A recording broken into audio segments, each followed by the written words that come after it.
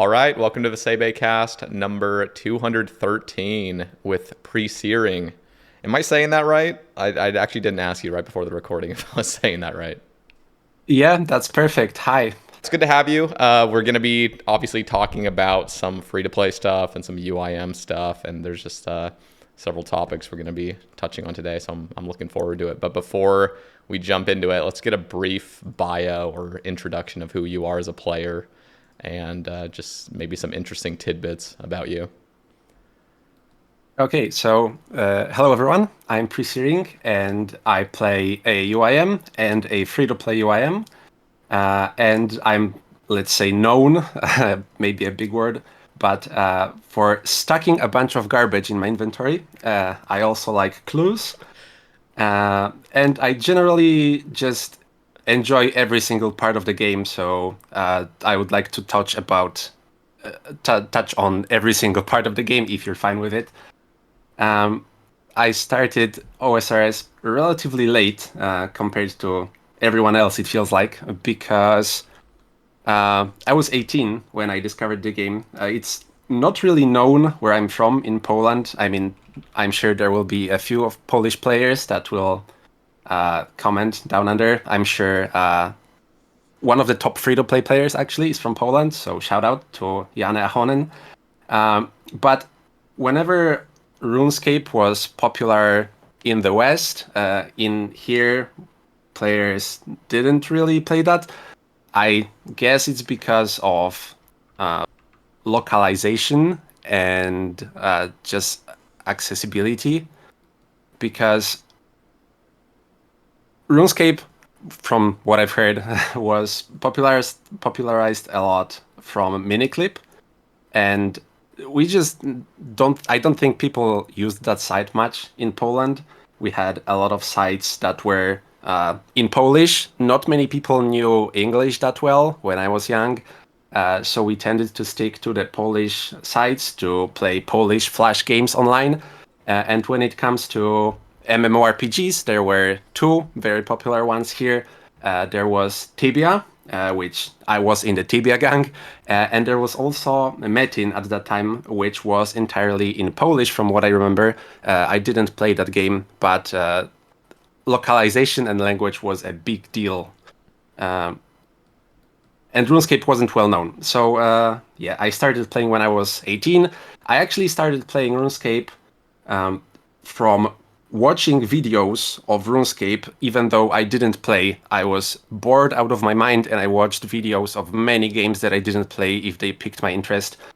And I stumbled upon a friend, Dovidas, Yep. playing RuneScape 3. He was doing some kind of boss. I, to this day, don't know what kind of boss it was.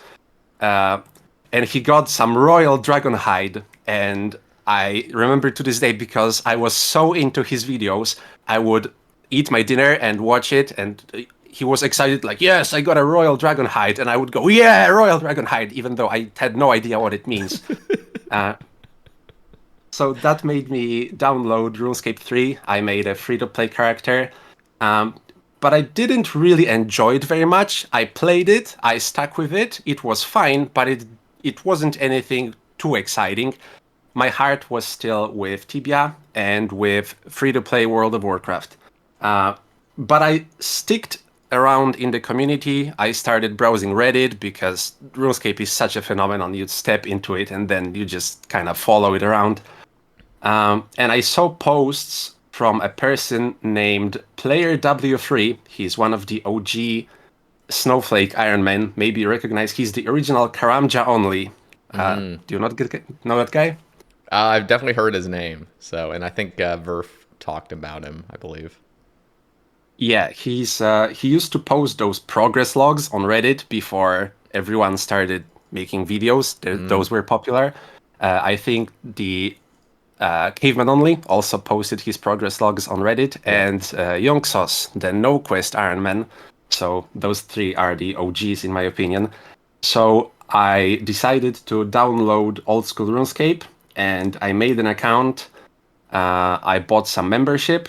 I think I bought a bond on my RuneScape 3 character because I made enough money and then transferred it over. and I made a Karamja only character. And that was fun. That was so much fun. I can't overstate how excited I was being 18 years old, killing the one-man spawn on Karamja near the docks at Musa Point. And I got an Earth Talisman drop, and I was so excited. I didn't know. I was thinking, wow, is this a members drop? I never got it on RuneScape 3. I started weaking everything, but I didn't play on that account very long. Just my bond ran out, and I stopped playing. I didn't really feel my future playing Karanja only, sticking with it. There were some really fine people in the CC, or in the friends chat, I think it was called back then. They taught me the ropes of chatting in RuneScape, because back then it wasn't really all that obvious. You had to put all those slashes in front of your messages. But I stuck in the community once again, and then YouTube recommended some videos by a fine gentleman named Autumn Elegy, and that was the beginning of the end, because I made a free-to-play UIM, and I played to this day. And after that, when I was doing the crafting grind, it wasn't too eventful. I made a hardcore Ironman, and that was when I really sunk in deep. That was February 2017. And discovering the proper game, I say proper, even though Hardcore Ironman maybe isn't the proper introduction you should have to membership.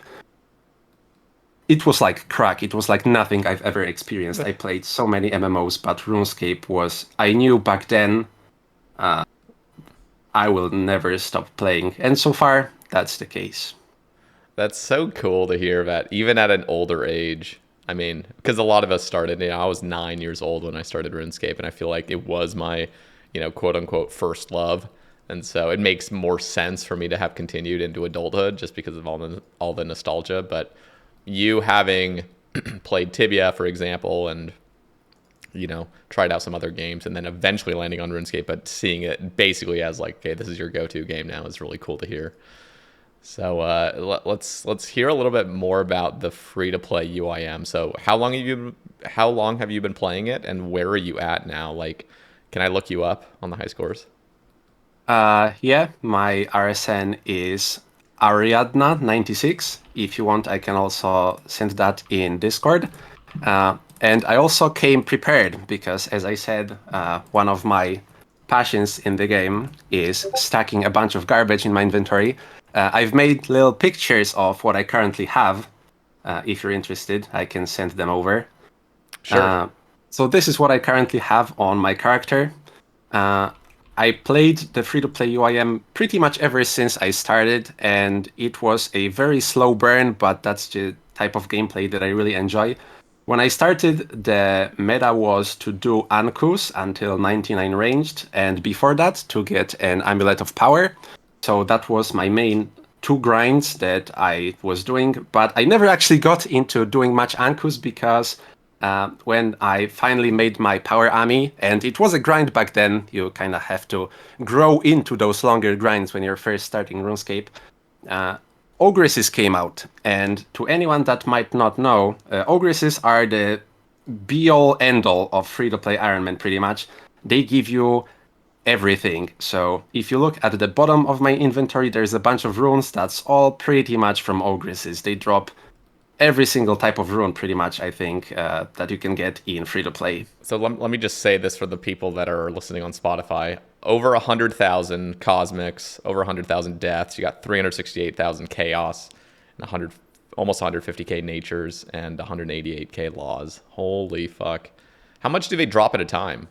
Like, how many hours do you think this was of camping ogresses? So the most important 2 runes are natures and law runes, and they drop, from what I remember, 8 to 15 at a time. I also have my drop log on RuneLight. I recently passed 200k Ogress Warriors, and it took me about 2 to 3 years to get that many, because that doesn't include my initial 99 grind. Oh my god. That is But wild. just so I don't sound too crazy, this was all done passively when I was playing my other account. So I first played the hardcore and then my main UIM. So it's not like I was eyeing my screen all the time, excitedly clicking on Ogres. I'm not built like that. So yeah, why those two runes are the most important? You need nature runes for smithing training. So my current goal is to get 205,000 for 99 smithing. And you need law runes for pretty much every other skill, for crafting, for rune crafting even. The usual strategy is to do a little bit of ogresses to 99 range usually, and then use your law runes to telegrab nature runes in the wilderness. But there is no way in hell I'm going to the wilderness with all that, so I'm stuck here grinding nature runes all the way. Damn. Um, Yeah, that's a hefty inventory full of stuff. And let me ask. Actually, this is kind of a little bit off topic, but have you experienced the run energy changes? Has that been a nice effect in free to play? I don't know to what extent that really benefits certain skills. I imagine. yeah, we were a little bit scared. When it comes to the rates, even small changes tend to have a big impact in free to play because some of the slower skills are extremely slow. But I'm happy to say that the run energy changes haven't been all that impactful. They are more of a quality of life than anything. I think across the board, they increased the rate for smithing, prayer, and rune crafting by about 5%, which is very fine, in my opinion. Yeah. And you feel the run energy changes more when you're, for example, running from Falador to the Ogress Cave. You can run a little bit further if you don't carry so many things at you like me. Other players have reported that they are able to run all the way, so that's pretty cool. So I have a few questions just based on what you've kind of told me about like free to Mm-hmm. play. So for example, was it a problem when Ogresses came out? Was there sort of like an upheaval of just or uprising of the purists that are just freaking out about these new busted NPCs? Have you guys kind of accepted it at this point? Is it a good change for the game? I imagine free to play, the people that actually stick around with free to play, Automology is probably like the superstar of it. I mean, again, there's other people that have probably actually dedicated more time, but Automology is usually the name that comes to mind for a lot of people. And, him and other voices are very against just any sorts of changes. There's probably a few things that they would accept in the game, but ultimately they want the game mode to stay the same. So, what are your thoughts on Ogresses in general? Is it positive? Ogresses were very disruptive. They were extremely disruptive. They touched every single part of the meta and turbo sped up many skills. And I can entirely sympathize when someone says that Ogresses were bad for the free-to-play game mode. I was so I wasn't too deep into free-to-play when they came out, so it's hard for me to have any type of animosity towards them because for me that's pretty much my entire experience with them. Um, so I'm not too against them. I can't even be because that's all I do. Uh, but I know that it must sting if you've put all that effort into doing other monsters, or if you just want to preserve free to play as it is. I can sympathize. And how much of a change did the Below Ice Mountain, what's that place called? I can't even remember what that place is called anymore. What did, Amdozol? yeah, Camdozel, that was it. Did that have a big effect on free to play? Or I think I recall hearing it didn't have that. It didn't have the change that they were expecting. They thought it was going to be way more busted. But has that affected any metas? Yeah, it didn't affect any metas pretty much. It So when Camdozol was announced and when it was coming out, I was posting a lot of updates on Reddit. It was being updated pretty often. There were a lot of changes, primarily to the mining activity. That was probably the only controversial one at the start. It was like Motherlode mine for free-to players. Then it got nerfed heavily, and that's it. No account type uses this as their meta. Same thing for the prayer fishing. There is, I think, one player that used prayer fishing to max their prayer or to finish off their prayer, and they were the first hardcore, free-to-play hardcore to max, never miss. I think they did prayer fishing, but it's so slow and it's not AFK at all, because when you fish all the fish, there's 3 different types of fish you get, and then you have to click on the table to prepare all 3 different types. So there's just a lot of clunkiness to that method, and the rates are very, very poor. And the last thing that's the closest to being meta is the golems. You can do them, and you get cores, which are great for rune crafting, because for each core you get the equivalent of 10 times the runecraft experience as if you were to craft that rune. And you also get some noted essence, and for some gems, and for bankers you also get some ore relatively close to the bank. But you give up getting prayer, so that is a huge loss that you generally are not able to make, because prayer is one of the 2 infamous skills, the prayer RC wall, that even those RC gains are not worth losing prayer from combat. Okay. But what it did was introduce the Baronite Mace, and I think that was overall good for the free-to-play game, because now you have a stepping stone between the Rune Sword and the Rune Scimitar. Even though Rune Sword and Rune Scimitar are already very close, I think the DPS difference is like 10%. But it's something to strive towards, and it's a really cool milestone to get. So I think it was overall great, because personally, that's the kind of gameplay that I love. I love getting stuff from various places, and just having to do 3 different methods to assemble this weapon for free to play is fantastic, in my opinion. Awesome. Okay, I want to touch as well on agility for free to play. So the reason I ask this is, one, what your thoughts would be if they introduced it, and if it, you know, if you could get up to 99 agility and you have all those run energy changes. One, would you be okay with it? 2, would it be a good addition just as a skill for free to play? You know, you just have the really crappy courses that are really bad in XP. I think I guess would be Falador would be the last course you get, which is, you know, actually not like the worst with the updates they've done. But the other problem is, how much would that affect the meta? Like, for example, you were saying like smithing and rune crafting and other skills get affected by minor run changes. So would that be just a colossal leap forward in just like devaluing previous grinds? Or what are your thoughts on agility for free to play? I'm probably not the best person to ask, because I'm not too deep into all those EHP calculations, etc., but I try to keep up. So take my answer with a grain of salt. In my opinion, adding agility to free-to-play is unnecessary because... Okay, let's start from the beginning. In my understanding, the reason a person would want to add agility to free-to-play is to solve the run energy issue for new players. And in my opinion, that's not the correct way to do it. If you consider that a problem, that's an entirely different conversation. Because a hypothetical new player might not know, or might not want, or might not get around to training some agility just to see some improvements in run energy. And when it comes to free-to-play, I used to be of an opinion that agility would be cool to get, but the run energy changes would be unwanted. So if there was a way, which I'm not for it, but if there was a way to get the skill without the benefits, that would be pretty cool. And now I don't even think it would affect run energy all that much, because the meta for many skills, this is the point where I can be corrected, so please correct me if I'm wrong, dear listeners.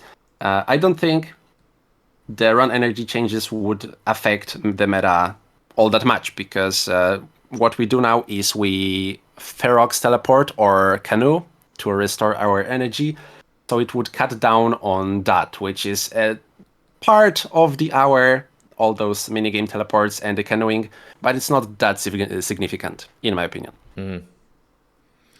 Yeah, I don't know. I just feel like agility would be, and again, this is coming from a player that doesn't play free to play, but I've always thought agility and free to play would make sense, especially because those beginning courses are actually in free to play zones, and it seems like it's not too game breaking. In fact, it's just a lot of quality of life. I feel like I don't know, but it would change things around a bit. Plus, just adding a whole nother skill would potentially shake up some of like the high scores and just the way people perceive the total levels that you can get in free to play. That might be kind of scary. What is the max total level you can get in free to play? Is it like, what is it? 1493, I think. There it is. Yeah.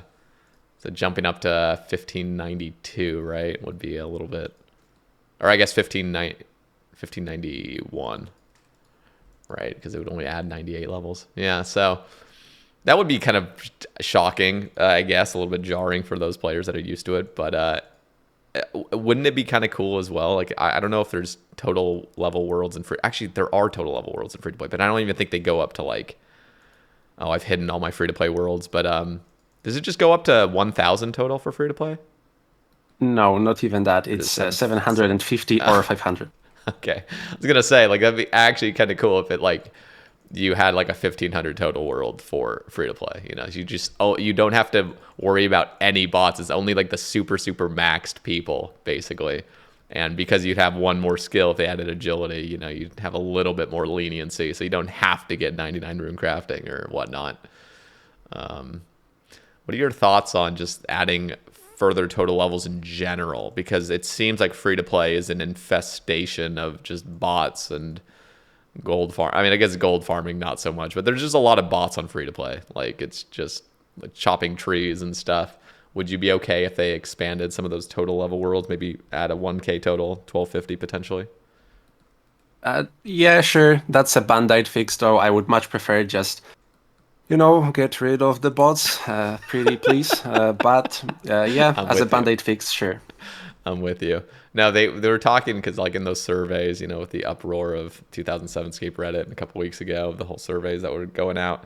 One of the things was like elevated, what were they called? Enhanced member world or premium member worlds or something like that. Some sort of world that's only available for these premium memberships, and it would just be a way to like basically you're not going to have to see any bots or gold farmers. This is just going to be like a nice world. Now again, we kind of already get it with the 2200 worlds, to be fair, but it's, I don't know, it sounds like an interesting idea to be able to play on worlds, especially if they have good ping. It's the one issue with those like the total level worlds on members. Once you hit the 2000 2200, they are so bad. I don't know what's going on with those servers. They're horrible. But yeah, I meant to ask because that's the type of word that I started using some time ago on my main UIM, and I don't feel that really, and I heard a lot about it. Maybe that's because I don't do many raids or very efficient PVM, but are they really as bad as people say? to be fair, it's been a while. I mean, I think the last time I was really recognizing, because I just would never go to those worlds. This is basically 2 years ago. I just stopped going to those worlds entirely. I just didn't want to deal with it. So maybe they've kind of been repaired slightly. But I just remember, I think it was it was one of the, I think it was one of the 2K worlds. It was like 361 or something. That was just, I mean, you hop on it. Yeah, I think it was 361. But you'd hop on it and there was probably another 22. I think it was even 363 had some issues. But like you'd hop on it and like every 15 to 20 minutes, there'd be this random lag spike where no player could interact with like the game for like 6 ticks probably. Like just it's just like a total like just spike, and it just nobody could do anything. Everything froze for a bit. And like if you were trying to do any sort of PVM or if you were doing anything, it was just disruptive. It was so annoying. And it would even destroy like 6-hour records. So again, this is not my place, but like because the server would keep running, like, the tick timer's still going, but nothing could happen, every 20 minutes or so for about like 5 or 6 ticks. So just horrible in every scenario, basically. Who knows? Maybe they've repaired it, but I just remember that was a horrible issue. And it only ever happened on the high skill total worlds. I get it. Yeah. So let's touch on some of I'm always kind of fascinated in free to play. I mean, I wouldn't ever play it myself just because I feel like it lacks content. Even though I enjoy elements of simplicity, I think I'm a player that, like, for example, like I actually had an idea of making this new Iron Man squat cam that I'm playing a skiller Hmm.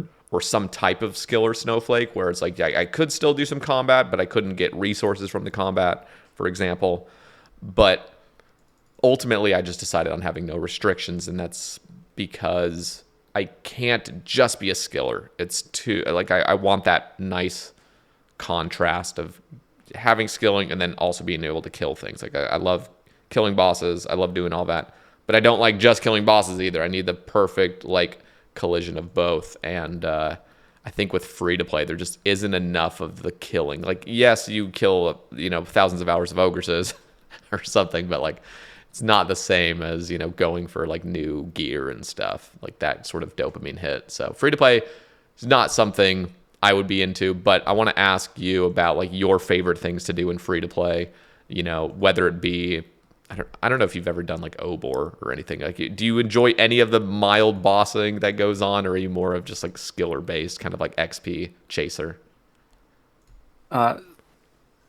So to touch on what your point, there isn't really that much content in free to play, but what there is, I think, is a phenomenal way of gearing your character. And this is the worst point in time for me to propagandize for you, because you just made your group hardcore and then made your normal Iron Man. But for maybe anyone else that's listening, there is a lot of variety if you just want to gear up your free-to-play Iron Man.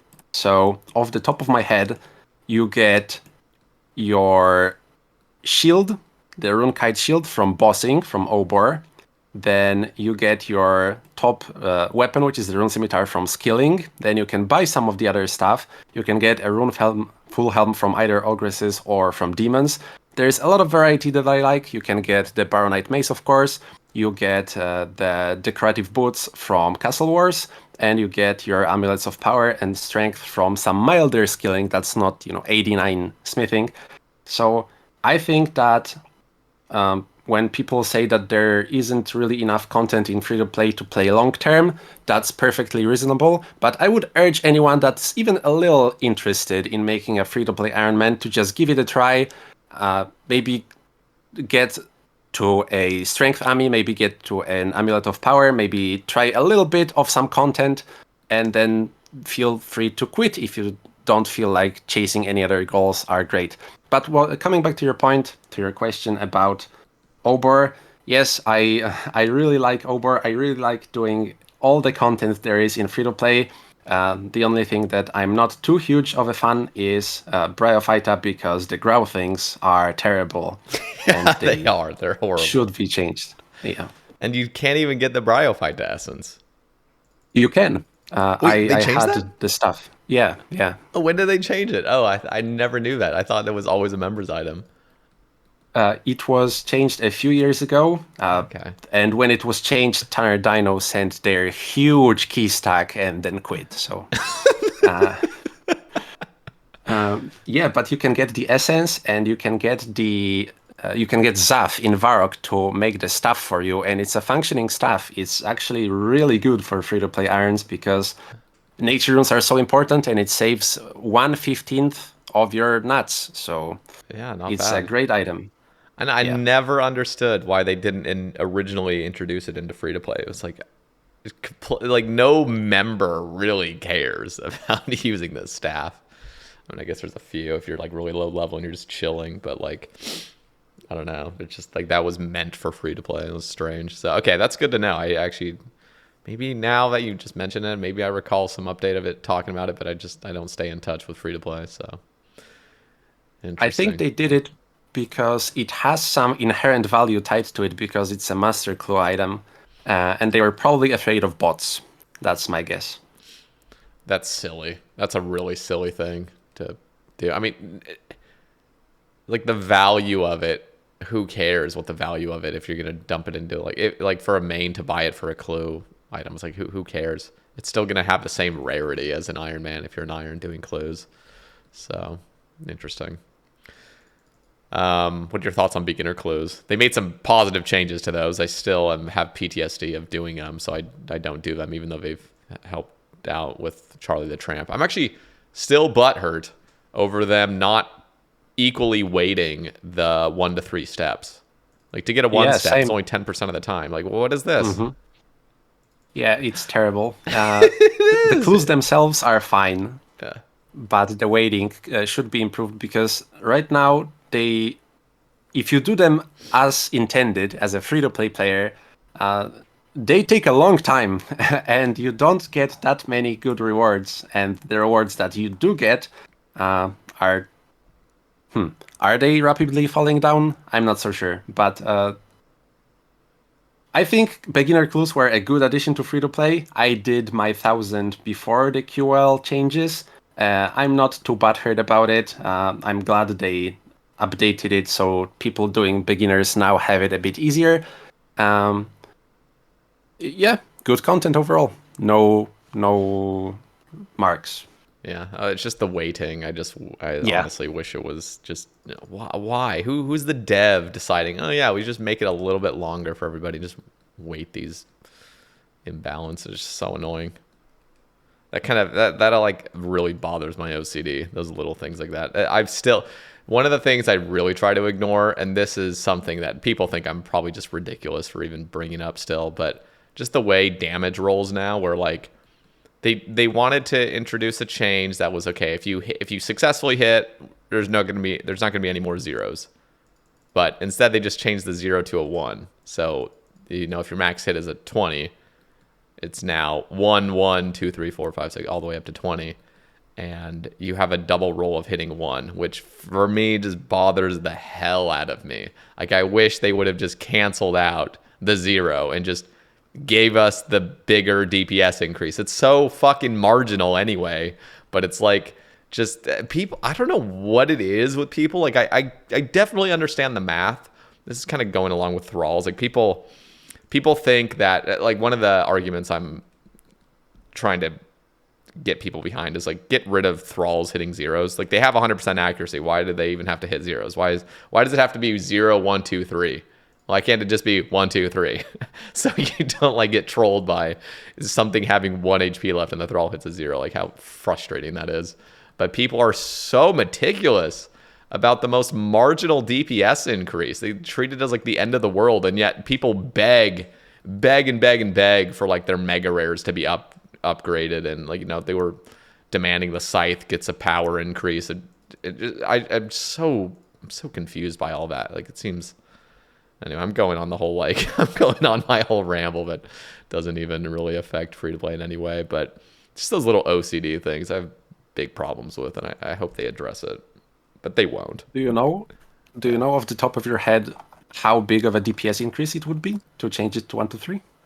Well, the thralls, I'm not totally sure. I mean, I could just do some mental math because like right now you've 4 potential hit splats and you weigh it, so 6. So I think it's 1.5 damage right now per every 4 ticks for a thrall. So whatever that ends up being for like a minute of a thrall or 2 minutes of a thrall. So 1.5, and then if you did it 3, so it goes from 1.5 to 2 every 4 ticks.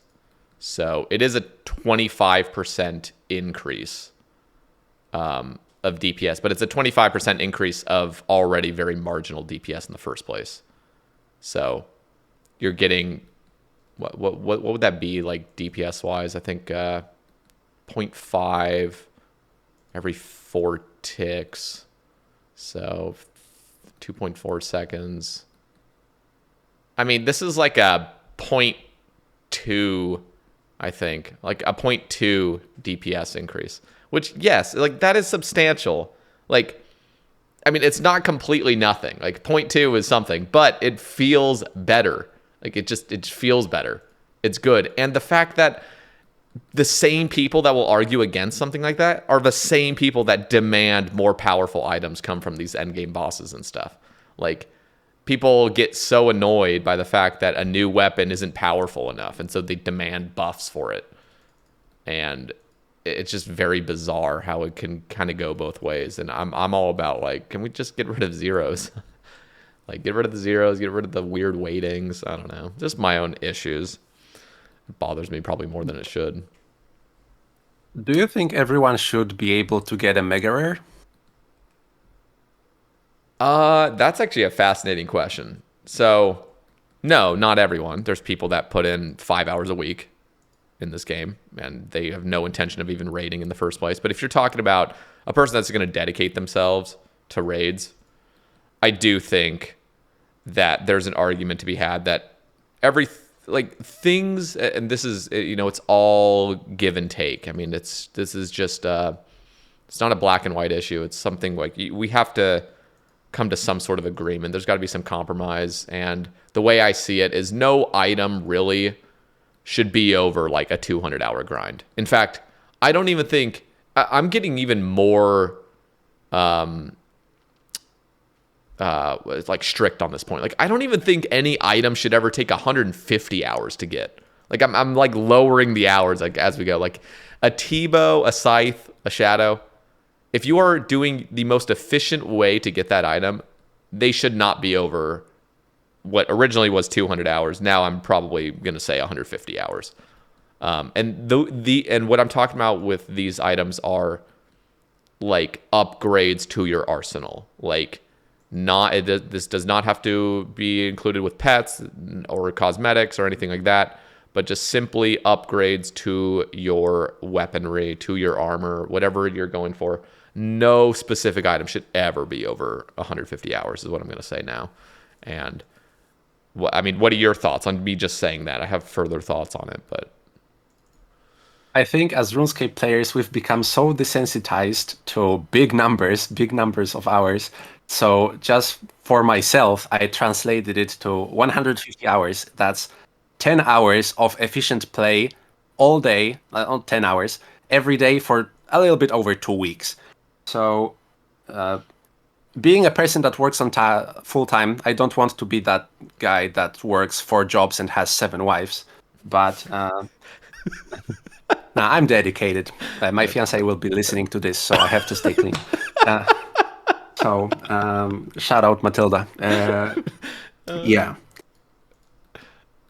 I think it's an interesting thing to talk about, and I'm almost afraid to say my opinion because I don't have any mega rares, and they are so meta warping. It feels like to me that at some point, if you want to efficiently play, you shouldn't really do all that much PVM without a mega rare. Like, you should go and focus to get probably a shadow. That's the easiest one to get, right? And then use that to carry yourself to get other mega rares, and then you can start PVMing, because other upgrades are... I feel like mega rares are just meta-defining, and that's the whole stem of my argument. Like, if everyone should be able to get a mega rare, because that's how the game should be balanced, right? I mean, that should decide the balance of the game going forward. Do we balance for everyone having a mega rare or not? Because that's a big shift. Yeah. I mean, I have further thoughts, which is one, I never thought... I've always... This is an unpopular take, but I've never really agreed with just the extreme power increase mega rares bring to the game. I think it's always been a bad... I'm always more on board with the very, very, very marginal increases. So, for example, like when Serb came out and Prims came out, it was like, okay, we had Dragon Boots before with +4 strength. Prims came out and it has +5 strength. And it has, a little tiny like +2 accuracy. Just so fucking marginal. But it doesn't matter how marginal. It's best in slot. That's all you need. Like, it's just, this is the best in slot item. And so it's going to be extremely expensive. And I've always kind of got more... I've been more in line with that sort of philosophical take toward the game. Is like, we don't need huge power increase. Yes, we need some sort of power creep, but we have to do it as minimally as possible. The problem is very few people agree with that take on it. And so they want, and a lot of people, just don't see the game as long term. And so when a new update comes out, they just want to hit a larger number. Like, I just want to fuck things up. It doesn't matter about the balancing of the game. It doesn't matter what the like what the potential consequences of an update are, 5 years down the line. Just send it, And I get concerned over that kind of stuff. And like the Shadow the T-Bow was fucking insane. Blowpipe itself was extreme. I'm just out of control extreme. T-Bow was extreme. Scythe was also extreme, but at least it had a cost associated with it. But it was, it's kind of niche as well. It could only hit big things. But it's like, dude, we don't. Again, this is my own personal take, and I understand that very few people will agree with me on this. But like, all mega rares ever needed to be was just slightly better than the best in slot. Just like slightly better. That's all you ever need for any gear upgrades. And so the reason how I'm going to tie this in basically is just saying, like, I can already imagine there's people that are thinking, well, if you have the mega rares, or if you have any singular item be too few hours, if it's just only 150 hours, which all 150 hours is insane. Just our brain rotted minds toward OSRS treats it as like just a tiny grind basically. But if you go 4x rate of it, you're looking at 600 hours. And this is, again, assuming efficiently grinding. So a lot of people, 150 hours is more like 300. But I would just like everything to be more closely, like, I want things to be more close in DPS. So right now, if you have a Sanguinesti, compared to a Shadow with Max Mage, it is fucking night and day. Just completely night and day. Like, the leap forward is, like, I think in some cases is like over 30% extra DPS. Like, what is that? Like, you could have just made it literally 5%, maybe 10%. And that's enough. Like, that really is enough. And so the problem is like, now the game is kind of associated with like getting mega rares. A lot of people will resist certain content, like Whisperer, for example. Like, doing Whisperer without a Shadow just feels horrible. It's just like, damn it, dude. And things should never have that large of leaps in DPS, in my personal opinion. I could go on about this, but I feel like I'm just becoming incoherent at this point, so I'll let you jump in. I will go on a very tiny tangent about World of Warcraft, if you allow me. So, when I was playing World of Warcraft, one of the more infuriating things that turned me off Endgame was if you stop playing for, let's say, 4 months, and you come back, your gear is shit, and you can't do the newest content. You just can't. You have to. If you do it if you take your break in a perfect moment, maybe you manage to do it between content releases, but you have to do those catch-up mechanics, get your gear on track, and then you can do the content. And one thing that I always liked about OSRS is if you got your Bandos armor 8 years ago and you log in today, you can go and do Tob, assuming you're good enough, because Torva isn't all that huge of an increase. It's best in slot, sure. It is an increase, sure, but it's not like in Bandos you will be hitting 1s and 2s on the enemies. So I always enjoyed this about OSRS ever since I learned that it is this way. Not solely because of the potential of taking breaks. I haven't taken any. But I just like this permanence. I like stuff being good all the time. It feels like it ties into a coherent world even, that your gear suddenly doesn't become obsolete. And it also keeps in value for people that care about that as an iron, I totally not really, agree. but yeah, no, I'm a huge fan. I like the slow pacing of upgrades and huge leaps forward. Yeah, they're exciting. Don't get me wrong. Like, if you're gonna get something that's just busted out of control, it feels good for a little bit, but then it just, like, we're just adding more and more power creep. And I admire the game in that way. The way they do try to keep some sort of constraints on it. Let's touch on some collection log and comp cape topics. What are your thoughts on the completionist cape coming into the game? Yeah, I love the idea of comp cape. I really like collection logging. I'm a wannabe collection logger because my number of logs is very tiny. But I would like to. That's the activity that I see myself doing for the next years. When I saw collection logging becoming an actual thing with the release of the collection log, I was ecstatic. So there's a little tangent we can go on later about making stuff easier for the collection log, because that's also something I would like to touch on. But the comp cape feels like you have those, let's say, three pillars of OSRS, right? You have skilling, PVM, and collection logging, and then there's also PvP. Can't forget about that. But for the sake of my argument, I have a really good metaphor that doesn't fit PvP, so I will just skim over it. So you have PVM, and the pinnacle for PVM, let's say, for the sake of the argument, is the Infernal Cape. You get a cape for your mastery of PVM. And now we know doing Inferno is not mastery of PVM. I haven't done Inferno, so I should probably shut up. But there are gamers who take it to way many levels above Inferno. But let's say Infernal Cape is the pinnacle achievement for PVM. Then you have the Max Cape, which is the pinnacle cape for skilling, because you reached max level in every single skill, something that, there's no higher levels. You can go for 200 mils, sure, there's always you can push further, but this is your pinnacle cape for skilling.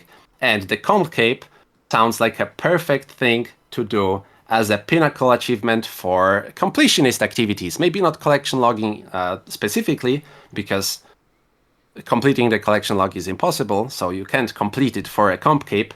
Although that would be so funny if they just released the comp cape and one of the requirements is a field collection log, and good luck. But if they just released a comp cape similarly to how it is in RS3, right? From what I think, it's just a list of requirements you have to fulfill. That would be amazing. But wait a minute, there are some issues with the max cape that made it so skilling is now treated worse than it was before the max cape, I think. So the thing I'm talking about is, of course, perks. And perks are amazing, and I love having perks on the capes. They feel so good to achieve. They feel like a little reward you unlock permanently. Then you get the max cape. It's so loaded, probably the most busted item in the entire game.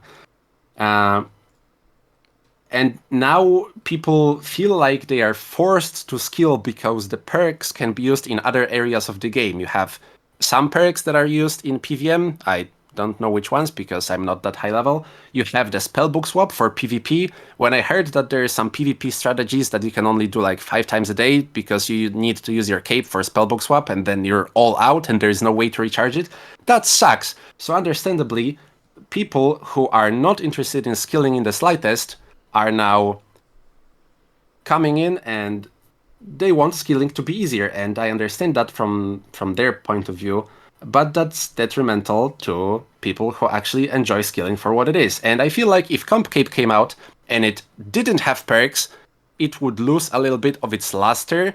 But if it did have perks, then it would be pretty detrimental to every type of completionist content in the game. And as a last point before I let you speak, I'm sorry I'm talking so much. No, I've been talking so much. You're good. One last point is, I assume one part of the comp cape would be a quest cape, so that would make it so you would regularly lose your comp cape, and people don't like reobtaining stuff. I think that's a big point in one of your latest casts, and one of the biggest points you quit, at least for the time being, Sae Bae, is having to constantly reobtain stuff, and I definitely agree. It's really annoying, and it would have to be a big part of comp cape. So all that to say, I'm not so sure if it would be a good addition to the game, because I don't believe they would add it without perks. So one thing that I would like to see if they decided to go with the comp cape is a post with some JMods going on and saying, here's a promise, we will not make content faster or easier for the sole purpose of making comp cape more attainable. You might have heard that my voice changed there because I wrote that down because I wanted to make sure I say that properly. Which, of course, there's no guarantee they won't go back on their promise, because ultimately they have a game to run. But I just don't see a good option. The Yeah, no, that's well thought out. Um, yeah, I don't know how I feel. Like I love the look of the comp cape, at least the ones that they've kind of shown off on Twitter over the years. They look fucking beautiful, and I'd be okay with a comp cape if it didn't have any perks. Like it was just a max cape that has a cosmetic override on it. Just like, okay, here's the max cape, and you have the cosmetic version that looks like a completionist. That would be the only. I feel like even that is kind of crossing a line where people start getting obsessed with just even the look of it. You know, they don't want that to be taken away, and every single update is going to take it away. Every single update is going to take it away. It's just like obnoxious. It's going to be out of control. And in regards, you know, to for example, like the collection log, like what would the comp cape even entail? And that's a separate question.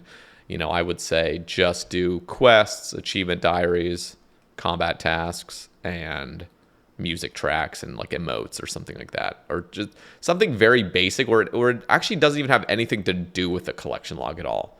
Now, that would be a system I would like. I think it's just more simple, and it's something that, I don't know, it's just a symbol of like, okay, you've completed the game, and, you know, collection log is a separate entity. It's just like you can do the collection logging itself. It sounds like there's going to be a new collection log cosmetic book coming out.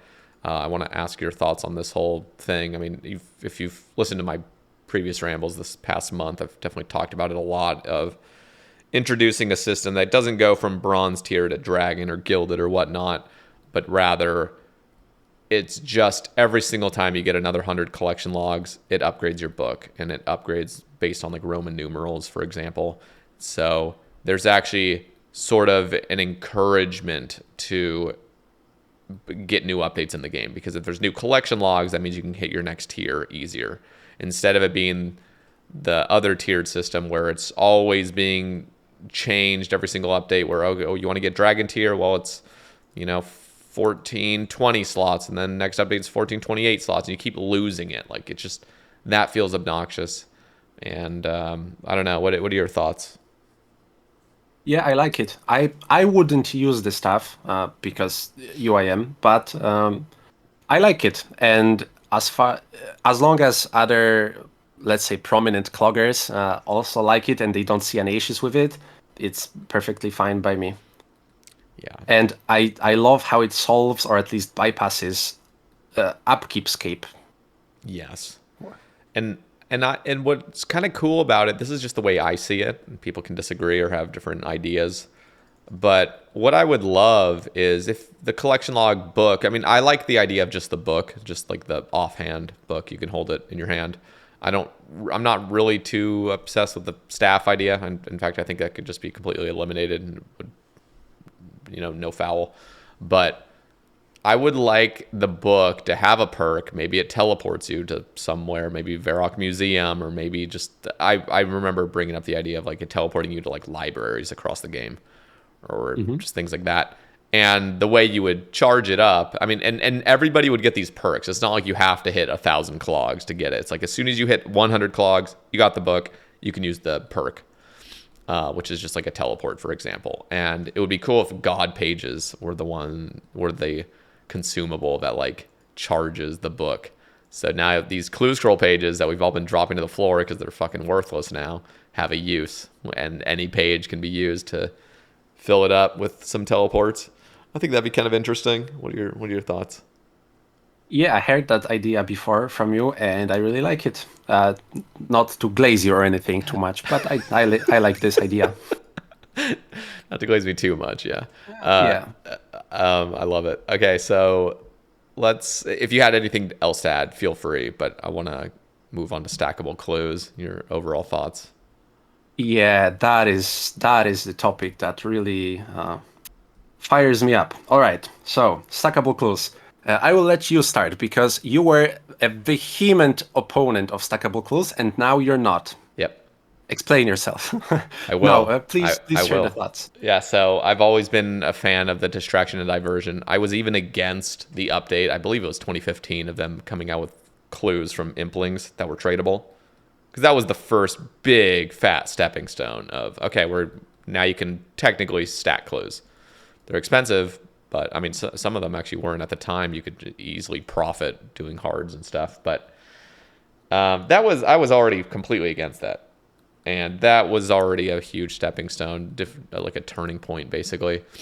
And then just last year, they introduced hour-long clue dropping. Like, you could just drop your clue on the ground, it lasts for an hour, you can hop worlds in between and everything. And that fundamentally changed how clues are done. So just to paint a broad picture for those that maybe haven't abused the system yet, I mean, it's as simple as, like, what used to be, if you wanted to do clue scrolls, you had to pretty much be focused on your game. If you got a clue during a Slayer task, you had to go do it. Like, you could try to juggle two, maybe, just drop one, and if you get another one, then you gotta have this like stress test of like solving two clues at once, which is annoying. But ultimately, if you got the clue, you had to make the decision right then and there. You're gonna go do it. Nowadays, if you, for example, go to jellies at work, let's say you work 8 hours and you are at a computer, you can just AFK jellies with a Venator bow, and every single hard clue you get, just drop in a pile. And so, every hour or so, maybe a little bit less, just check every 30 minutes or so and just re-juggle the clues you get and just continue firing away at jellies. And by the end of your workday, you got, 70 hard clues on the ground? And yeah, that's going to be super obnoxious to go solve, but ultimately you just got 70 free hard clues, and now you just got to send them all to the crafting guild or wherever you bank. And there you go. I mean, you just spent the whole day just basically stacking clues without you having to do them. And so this has been a change throughout the game. I mean, everybody is doing this now if you're solving clues, and it's basically already a form of stackable. And I don't like the sort of middle ground nature of it, where it's just kind of an obnoxious middle ground where just the constant like having to drop things to the ground just feels, in my opinion, sort of private servery. I know that's probably an overused term, but it's just weird. And at this point, I know they're not going to revert it, and people would hate that. And I'm not going to be that guy I was talking about this actually on the Randalicious cast, which was Patreon exclusive just last night. I was talking to him about this whole thing. We went on a huge tangent, but like it devalued the clues I did. But I'm not going to be that player that's freaking out about, my time loss or my just, okay, this sucks. I spent thousands of hours doing clues and it's all devalued now. But instead, I'm not going to dig deep into that and become the person that everyone hates because I'm so fucking dogmatic on my view of like revert the clue scrolls, make them back where they used to be. So at this point, I'm just going full forward and I'm just saying, hey, like, let's just make them unlimited stacked. Just let people stack their clue scrolls. People like it. It's a great devaluement, but it's already been devalued. And we're living in 2025 where people just want stackable clues. And I've just basically, it's not even like swallowing my pride. It's just basically just seeing the game as like, we're not going back. And I don't like where we're at right now. This feels very odd. So just full send. That's my whole tangent on that. So what are your thoughts? I think it's entirely reasonable to be upset when the grind you did, and this grind is like one of your defining grinds, I think, clue scrolls, gets devalued. There's nothing wrong about that. I used to be a big opponent of stackable clues, and now I'm not. And I didn't change my opinion 5 minutes ago when you started talking. I actually changed it before, just for the record. So I will preface this by saying that the current system is amazing for UIMs and hardcores. Can't forget about the redheads. So please, my opinion through that glass, that I will try to argue against something that's good for me, or maybe not against. I will explain my point in a second.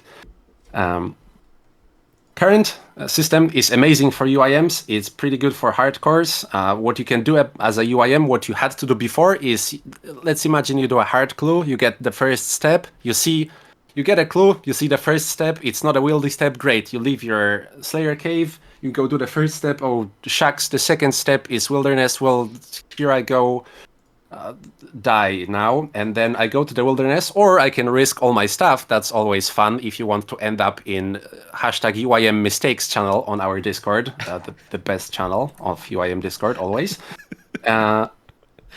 But let's assume you're a smart person, you dev pile, you go to the wilderness, you do your clue. Beforehand, you grab a dragon dagger, for example, a spade, probably a locator orb to go lower your HP. You're running there, either risking a concave if you have that, that's a pretty convenient thing to have. Then you do your one step, and then 50-50, you have a wilderness step or you don't. I actually don't know the odds. I think it's like 40% of steps are wilderness. Maybe you can correct me on that. I'm On hardcore. not sure. I don't, Okay, let's say I 50-50. I wouldn't even say it's 50-50 though. I feel like it's maybe like 30. That's what I would guess just over the thousands I've done, but continue. Okay, let's say 30-70. This actually doesn't really Yeah. matter that much. So if we have a branching tree. I was studying IT before I quit, so I have to put that somewhere to use. You have a branching tree, you either get another wieldy step and you go and do it, and that's great, or you get a non-wieldy step, and then what? Do you pick up your stuff to do the clue faster, or do you try to do it in a limited inventory, just on the odd chance that one of the steps you get further on is also a wilderness step? That's pretty doable with hard clues, although the wizards can hit hard if you're wearing nothing, just a dragon dagger. And getting some green d'hide or something is a time loss if you do clues one by one in the old system. But imagine doing masters and you get a wilderness step. Masters also have a bunch of wilderness steps, maybe not as many as hard clues, I think. But imagine you're doing a master, your second step is a wilderness step, or your third step is a wilderness step, you dev pile, and then you're trying to do a master without all your stuff. That's so tedious. So now Jagex comes in, saves us, does a supposedly UIM change that affects everyone else in the game. I actually don't know what the origin story of the 1 hour timer is.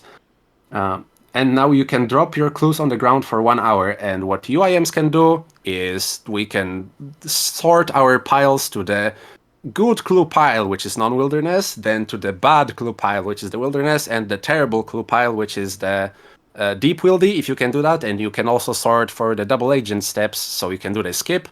And then you do the Venator at work thing that you described, which I did for a long time. And then you do the clues, and it's fantastic as a UIM. It's not even quality of life. This is turbo speed, which is still very slow for regular accounts, but for UIMs you have to take what you get. Yeah. So, imagine Stackable's clues come. How are they implemented? Are they implemented in a way where you, like, imagine the leagues thing? I guess that's the system they would use. Mm-hmm. You get clue boxes, you can withdraw a clue, and then when you withdraw a clue, does it reset your step counter or not? Or does it still stay on the ground for an hour or not? See, I would be a fan of... Well, one, what I don't like right now is currently the resetting of steps. So if you, let's just say you got 2 of them, you're trying to do both of them, and you just get capped at step 5, and you just can't do it because it's like an emote step, and you just don't have the item for it. Well, if you drop it and then get another hard clue, it just resets everything to 0. It's just, that's obnoxious. Yeah. I think that should be changed. I would personally like a system, and again, like, this is a little bit more complex. I don't know how they exactly would code this, but in my perfect world, it would be just, you get these unlimited stackable boxes that have the clue tiers in it. You can withdraw them whenever you want, and you can drop them on the ground, and it still has the hour timer, so you can still do the juggling if you wanted. And you can, if you like the juggling system, you can still do it. So that means, you'll just say you got 20 boxes of clues. You just open it, drop, open, drop, open, drop, open, drop. Now you got 20 on the ground. You can just do the kind of the same kind of juggling system you have. So it's best of both worlds. But if you're just more simple-minded and you're just trying to chill out and relax, you know, and I would be a fan of this sort of system. So maybe the simple-minded, I didn't want that to come across as being rude. Just like you just want to chill. You don't want to do all this fucking heavy lifting of like calculating every single thing you're gonna do to make the most efficient path. But like you can just open up the clue box, pull out a clue, and let's just say you're at the point in the account where you can do every step. Then you just solve that one. Now you have a stackable casket. Go do the next one. I like that system a lot more. And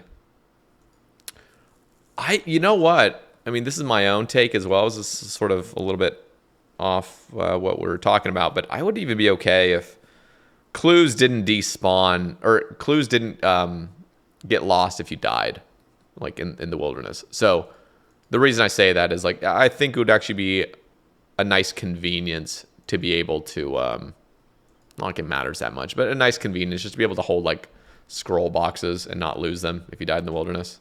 It's probably a controversial take. I think every PvPer, if anything ever doesn't benefit the PvPer, or it's just like if you're not frustrating the person that a PvPer killed, it's just all of a sudden seen as like just gonna get bashed on by PvPers. But I don't know. It's not like that matters that much anyway. If you're gonna go do a wildy step, most of the time people just bank their shit that they don't want to bring. But yeah, no, that's the system I would like overall. Just the scroll boxes and still have the juggling if you want to do that. I wish OSRS went more into PvP and not PKing. That's my opinion for the day. And when it comes to the clues, my opinion about stackable clues is held back by just one thread, and I just want to discuss it with someone, and that was one of the main reasons actually I wanted to come on the cast to discuss this thing specifically, because one saying that I always hear is we basically already have stackable clues. Mm-hmm. And the one point that I want to be addressed, like discussed, maybe I'm just putting way too much stock in this.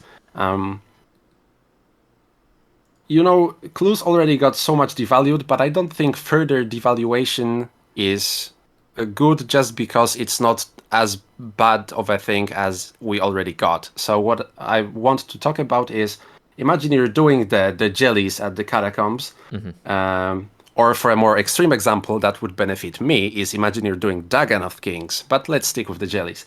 And maybe you can see where I'm going with this. You get a bunch of clues, and then you pick up your clue, you go and do it, and then you want to get another, and then you have to run for like 40 seconds. And then if you do 1,000 clues, that's a lot of 40 seconds that now are entirely ignored because you keep all of your clues in your inventory. Just before I get crucified, I also don't like juggling the clues. I think that's terrible, and especially when you lose clues because of that. I lost 20 masters because I forgot to juggle them. That stung very hard. It's just, there's nothing to gain by keeping juggling. It just has to be there. I don't know why, as a part of the mechanism, I guess, mm-hmm. Of the whole 1 hour timer. If it was 2 hours or 5 hours, I don't think that's that big of a deal. But what are your thoughts on just entirely skipping all of this time, speeding up clues even more, just because you don't have to return to your clue location? And it's not fun gameplay. I give you that. No, you're very, you've thought about this. I appreciate it. These are great points to bring up. And yeah, what I say is like we're playing a different game at this point. I mean, this is 2025. There are so many players now that deeply care about the collection log. I mean, that used to never be a thing. It was just, and when you get to a certain point on the collection log, it's just like, okay, now you're doing clues for the next 2 decades. And I think because we're playing this new game, getting rid of these inconveniences is actually probably just a good way to go. Like, it's a good path to go down, I think. Yes, it's drastically devaluing anybody's clues that they've done. especially Ironmen. At least with mains, you already kind of had Stackable since like 2015. You just fucking open a bunch of magpies at your bank, and you just got the next clue, got the next clue, got the next clue. So what you're really devaluing is Ironmen. I'm one of those. I was rank 1 elites, rank 2 hards. I mean, I've got incredibly like all my time got devalued massively. But what I don't want to see is us make little teeny baby steps to correct the issue that we have right now, which is the juggling. It's obnoxious running back to the jelly cave, going up to pick the next clue, going up to pick the next clue. It's annoying. Yes, I understand where you're coming from, where it's like the full send aspect of just making it all stackable, where there's none of that, is just like an even crazier like leap forward, basically. Probably not crazier, but probably equal, just in certain situations where you're just shaving even more time off. But I can almost see the game, and the way I kind of view this is like looking in the future. I can almost imagine 5 years from now, they will just full send it. If not, now this year or some point, eventually people will just get so sick and tired of the system we have, and tiny little steps will be taken to reduce those inconveniences, that eventually we will just have the full stackable system. And I'm just saying, let's just see in the future already and see what we're going to get. Like, let's just go to the fullness of times and just introduce it right now. Like, that's my take. And maybe it's a bit extreme, but I think we're just playing a different game. People love the league system. I'm not a league player, but I know people love the stackable clues. And honestly, the more I think about it, without the competitive side of me, without the devaluation side of me, I genuinely think this is just a better system. Again, if it was up to me and I could develop this game, I would have never even gone down the path of having this quote unquote distraction and diversion just become a full on grind. But we've already kind of stepped down there, and I just feel like getting to the point where we're reducing all these stupid inconveniences that aren't fun is just a positive way forward. It's like Nightmare, for example. It's not fully related at all, but just their insistence on when Nightmare first dropped to have this super fucking long run that takes 3 minutes to run to Nightmare every kill. Like, none of that is fun. It's just not, and it's not good gameplay. And reducing all those inconveniences is actually just better for the game, even though it introduces more uniques into the game, even though it speeds things up, even though it devalues people. It's like they just want to get to the next thing. Like, just want to play. It's the same. I want to actually touch on this briefly. Feel free to obviously jump in on what I've just said, but just to kind of move us forward in the conversation. What are your thoughts on like bank presets? Because that's another really hot issue where it's like, okay, is this good for the game? Is this going to completely destroy the identity of banking? And what I mean by presets is like just full on one-click loadouts. You got your inventory loaded out and your gear loaded out. Boom, one click. So probably not the best person to ask this, but to be fair, I also have a hardcore, so I feel like I might have a small opinion on that. And I don't mind them, but I know that there are some people who do. Although, at the risk of making some slight enemies, I never understood the point they're making. I mean, I understood what they are saying, but it didn't really appeal to me, for a lack of a better word. It didn't. I don't think the losing skill of fast banking is worth losing a QL like that. Mm-hmm. Yeah, I agree with that. Like, I just think the more like there's like elements of losing stuff, but I think we've seen over time, like with RuneLite plugins, quality of life, menu entry swapping, stuff like that, reducing right clicks. I mean, just all these little things everybody loves. Like, we love the convenience, we love the quality of life, and there's always a conversation to be had, whether it's taking away from the actual fun or the an essential part of the experience. But I think there always will still be classic banking, even if you had presets. The best part about presets, though, is if you're really just grinding TOB and you have your perfect layout, it just kind of gets old after your 1000th TOB of just, clicking and getting everything out. It's like, how nice would it be to just, boom, here's my TOB layout. I've already set it up the way I want, so that took some time, to set it up. You still got to do the setup process. And now I've perfected it in one click. I have it all. So it's not like I'm clicking, boom, boom, boom, boom, boom, boom, boom, boom, boom, going back and forth, trying to click all my stuff. And then I misclick or I drag something, and that's frustrating. I got to reset the whole thing. So like just one click, you're set up. And it would be amazing for PKers. I know PKers have been asking for that. And I don't know. It's like there's still going to be the classic banking too. If there's an activity you don't normally do and you don't have a bank layout for, like you're still going to have to bank. You're still going to have to pull out the stuff classically. But just things that you're doing commonly, I think would just be a phenomenal change. Yeah, I think for PKers especially, that's the PvP update we need. See, I'm on your side. Now, don't PK me.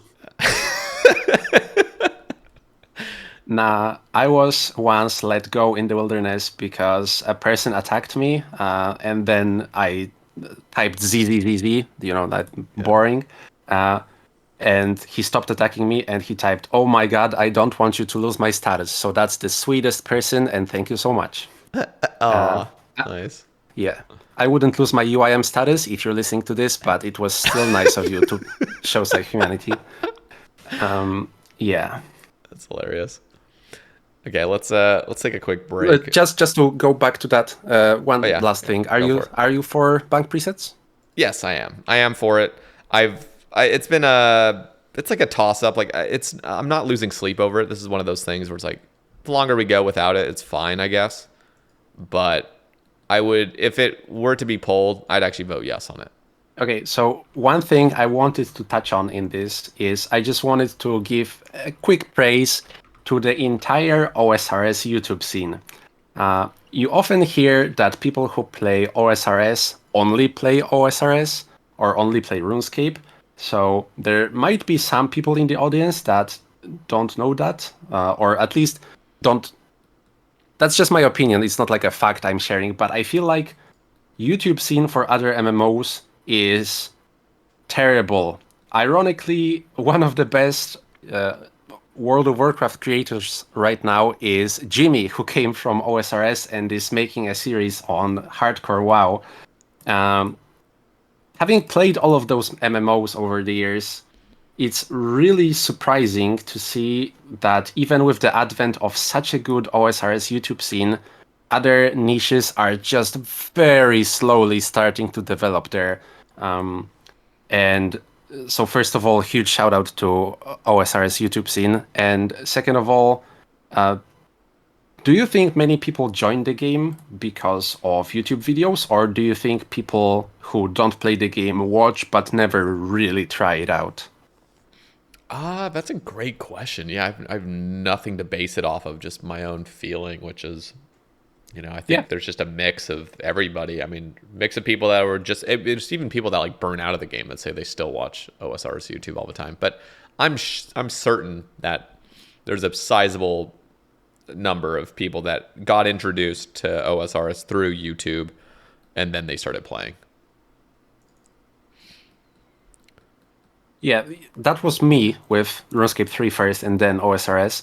So it feels like to me that that's an obvious thing that happens, but I was wondering if you feel the same. So good. So another thing I wanted to say in this topic of the entire Jesus Christ, RuneScape YouTube, or YouTube in general, is I wanted to encourage everyone, just take my sweet moment out of the great Sae Bae cast to say, if you ever felt like you want to record a video but never found the courage or some time to do it, or you just don't know how to do it, please take the time of your day and do it. Post your videos, post your progress series, PK montages, or your rumbles, or whatever it is, bank videos, or your quest guides. Just making videos is so cool, and seeing people try it out is so great. And when I was listening to the Sae Bae cast a few years ago, Sader here, who I'm still not glazing by the way, said that people should post more rumbles,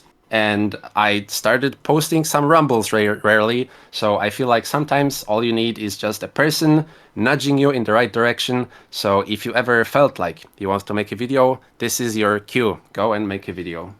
I love that. That is all.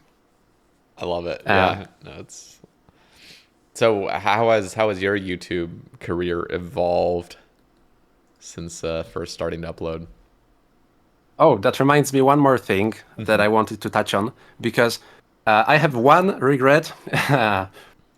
30-year-old man shares his one regret. You won't believe it. One regret from my YouTube Hello, early everyone, days and is I never could get audio right. I would spend hours just trying to set it up correctly, reading about filters, changing the location of my microphone. Um, And now, whenever I post an absolute banger video, which is of course always, I get increased traffic in my episode 0 because I started my series from number 0, and then no increased traffic in episode 1. And what I feel like is happening is people click on episode 0 after they watch a video that they enjoyed, presumably, and then they hear my terrible audio from a few years ago, Oh and no. they click off. And I can't blame them. Audio is, in my opinion, the number one thing that will turn people away from you. Please don't be like me. Try to fix your audio before you record your first videos. The issue for me was that I play on a laptop, and the issue was my laptop fan was very loud, and no matter of editing, no amount of editing and filters could fix that. But I could get it better, and I did, and it was bearable. And bearable is all you need. So that's your downer to the whole upper of make a video, and just get good audio. Yeah, my YouTube's doing really great, really surprising. At the end of last year, I hit 4,000 subscribers, and I remember when I hit it, I turned to Matilda. I was anticipating it for a little bit. I turned to Matilda, and I was struck with a realization when I was telling her that I hit 4,000 subs. That I can't imagine how 4,000 people look like. I can't imagine 4,000 people in one area. And once again, like with the OSRS grind, I think we've been so desensitized to uh, people reaching like 100 million subscribers, etc., that it's hard to celebrate those smaller milestones. But I try to make sure to still do, because it's inconceivable if you have 4K subscribers like me. That's try to imagine 4,000 people.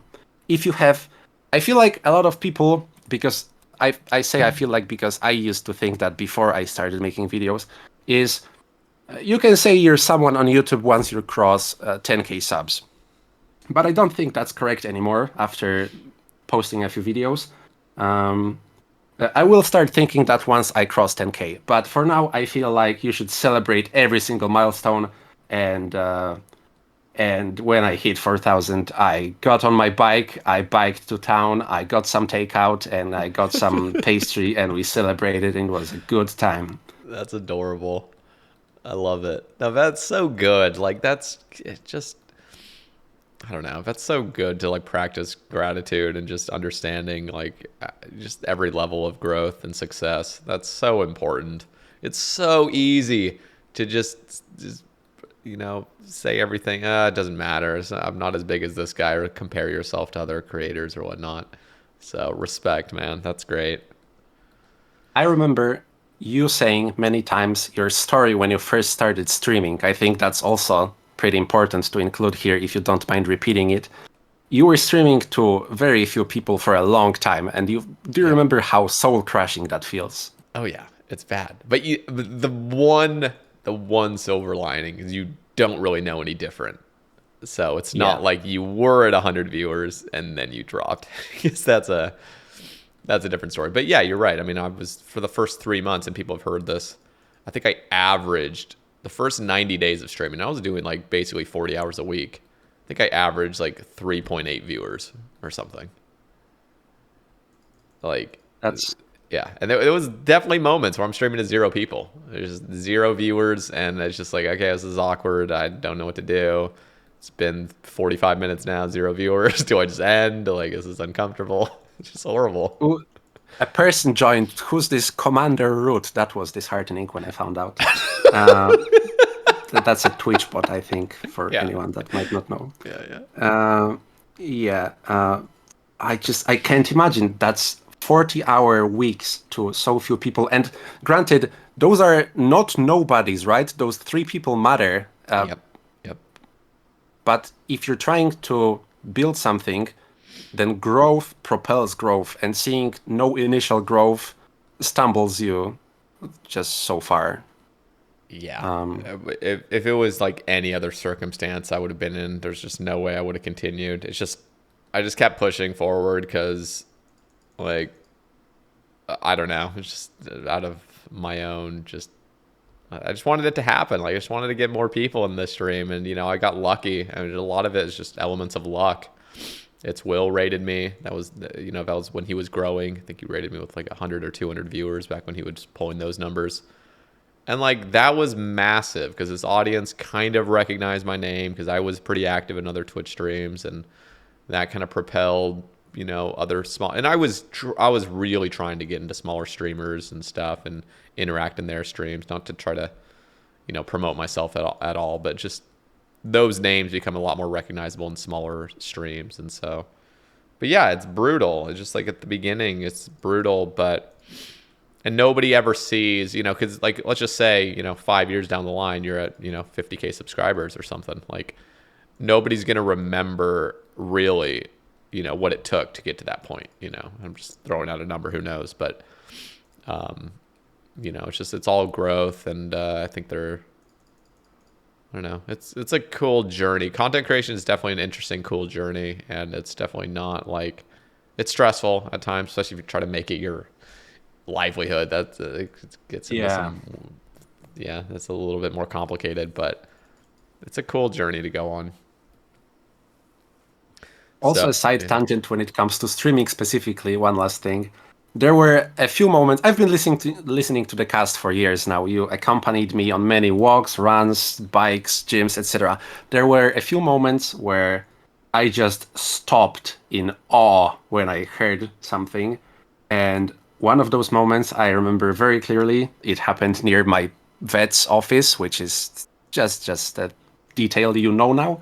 I stopped because you were talking to someone, I don't remember who it was, and you described what T Papa did, reading, I think it was It's Will's chat. Yeah. That is a stroke of genius. That is one of those things that that person is gonna get somewhere, and T Papa did. So yeah, he did. Yeah, he did. No, it's so interesting. I mean, yeah, and that's something I wouldn't have been able to do. Like, even if somebody told me like, "This is good, do this," I'd be like, "No, I'm just gonna sit here I'd rather sit here in silence." Yeah, imposter syndrome would have eaten you alive. Yeah. Oh yeah. Yeah, it's tough. Like if I were to, redo it, like I wouldn't. I think, the whole thing is good, but there's some lessons I learned. Like one is starting just on Twitch was not the move. It's so much easier to start off on YouTube and make some really fun videos that are good. There's so much more exposure you can get on YouTube. You make a banger video and, the community on Reddit will share it, and you just got a cult following going. And then, keep publishing and then go live. Go live and people already know who you are, kind of, and then start it from there.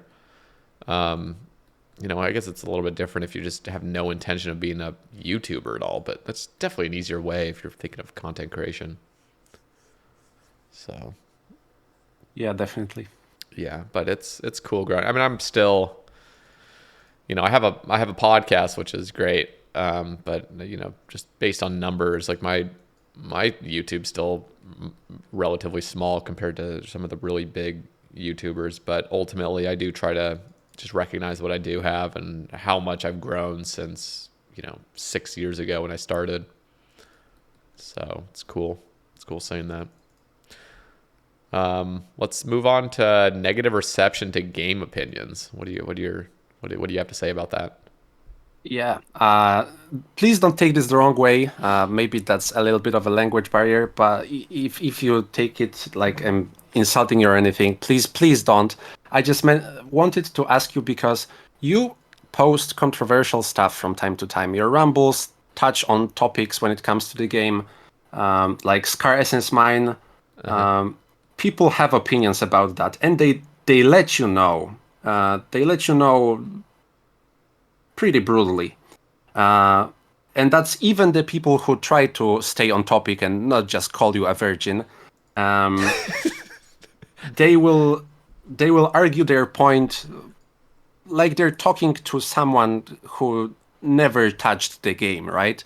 They maybe I'm projecting a little bit because I posted a Rumble and I got comments like that. I should not do that, so let's go back to that. I wanted to I wanted to ask you, what is your preferred way to deal with comments that are on topic but like extremely negative? Yeah, it's just, I mean, it's always, it's helpful in a way. Like, again, if they're being constructive with it, the game is so subjective now. Let's talk specifically about just like RuneScape stuff. Bring up a suggestion Mm-hmm. about RuneScape, and it's just people disagree with it. It's so good, really, to internalize what people are saying, because when they're being constructive and it's pretty harsh, it's like, okay, this is a good point of view, and depending on how many likes it gets, depending on if other people agree, you can start reassessing where you stand and if your take is a little bit off base, which has happened many times in my journey rambling. So that's always really helpful. Like, those are actually very helpful, because ultimately you don't want to just hold on to some weird view that nobody else agrees with, because even if you think it's right, I mean, I know there's some high level skillers, for example, that, and I understand where they're coming from. Like, they'll have an argument saying, like XP rate should never be changed until the end of time for skilling. Like, it should always be the same. That, they make a good case of it. It'd be cool to log in 5 years from now if you're a dedicated skiller and know that none of your time got devalued, and it's all simply just time in, time out. But ultimately, it's just like, this game is not catered to those players, unfortunately, even as much as you'd want it to be, as much sense as it makes in your head to do that. And I've had really strong, pure takes on things, but not to that degree. But like, I don't know, it's just good hearing differing opinions where you're like, you know what, I have to take a step back. Like, I just have to recognize, like, this is a video game. It's a video game. People are trying to have fun. And I've definitely changed my mindset on a lot of things to not be so competitive and not be so, pure on my views. But I've kind of adopted the new philosophy of like, let's just focus on fun. We still need integrity. We still need balance in this game, but I'm trying to mainly focus on like, what's going to be the most fun for this game and for years to come, which again, those intertwined with balance and integrity still. Like, you wouldn't want to just see an update give you 400k runecrafting XP an hour. That wouldn't be fun, actually. Like, that would be a detriment to the game. But Mm-hmm. yeah, that's how I take it. And then again, if people are, just to continue on your point, like, if people are just assholes, I'll just hide them. Just like, you can keep typing, but nobody's gonna see your stuff, which is Yeah, fun. then it's easy to ignore. Yeah. So It's easy to ignore when someone's just insulting. It's harder when they also make points that you have to argue against. yeah, it's tough. It's tough, but it's learning. And here's the best thing, is that people move on. Like, that's something that took me so long to recognize. As I would just be in my head over something, even a mistake I'd make, and there's not even OSRS related, that, people find out online. Nobody gives a fuck 3 days later. It's just nobody. It's moved on. There's some other hot issue. And that is something so important to recognize. Like, if you make a mistake or you do something wrong, like, you can honestly, like, you can admit it or not admit it. You can apologize or not, but ultimately it doesn't matter 3 or 4 days later. It's just like, people move on. They don't care anymore. So it's easy to like eat yourself from the inside out. Just like, oh my God, I've just ruined everything. It's like, you didn't. You're fine. So, Yeah, I think that's important to keep in mind. yeah. Okay. What's next? Or unless you had anything else to touch on that, I'll let you guide the next topic. Yeah, there is one thing I wanted to touch on this because this whole thing stemmed from I posted a Rumble. It got a little bit controversial and it shook me. So that's why I wanted to know your opinions on dealing with negative stuff. I had a very good support system. I'm fine now. It's whatever. It's just a video on the internet. But it gave me a very good insight to some people who don't play the game like I do. Just for a quick background, part of the Rumble was about Scarson's Mine. I think it's a stupid update, and I got a lot of comments, or at least a few comments, from people who essentially it boiled down to I love playing an Iron Man. I think the PVM progression is great. I don't want to slave for supplies. And at first, that was such an obvious bad take for me. Like, you play an Iron Man, you take what you get. Both things are important for Iron Man. Supplies are also part of the game.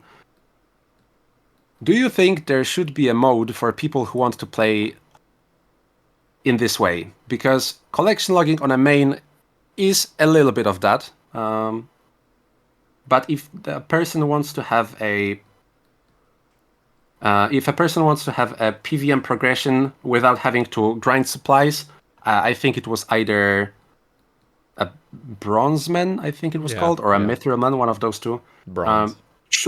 Bronze, okay. Should it be added solely for the purpose of avoiding future updates like this? Because I feel like if it's easy for me to say, I don't have a scythe. It's easy for me to say, like, just go runecraft for it, or if you can't stand buying in shops, because runecrafting is a part of the game that I enjoy. It's hard for me to empathize with people that can't stand it and can't stand buying from shops, and can't stand, for example, just grinding blood runes slowly by doing some PVM using not a scythe. That just downgrading. To me, downgrading your inventory if you don't want to use charges is a very integral Iron Man concept, but maybe I should be open to other people who don't view the game that way. Do you think there should be a way to de-iron into a Bronzeman? I'll be honest, like, I understand the concept of Bronzeman. I just think there's genuine issues with upkeep on certain items with Iron Man, because it's not everything. A lot of people actually enjoy most aspects of Iron Man, and I'm fully am in agreement with you on, like, Iron Man, you're supposed to be able to upkeep things, but the problem is like, one is, like, obviously the big one is blood shards. I mean, there's no reason really why blood shards should be this extreme. And again, it's like, we're playing in a different era. This is 2025. Like, can we just have something give blood shards? Like, what if it was Fasani's Nightmare? It gives some blood shards or something. Just here's a blood shard every 30 kills on average, or just something, some other elements where it just doesn't feel as intense to grind, and the ways you get them are just awful. So you're competing with a bunch of gold farmers, bashing these things for 15 hours to get a blood shard, or thieving for a whole work day and maybe getting them, or going 5x the rate and going 40 hours dry. But, like, so, just address those issues. It was the same thing with rune crafting. Like, it was not just keep rune crafting exactly as it is until the end of time, or come out with something that shits out runes 60 times faster.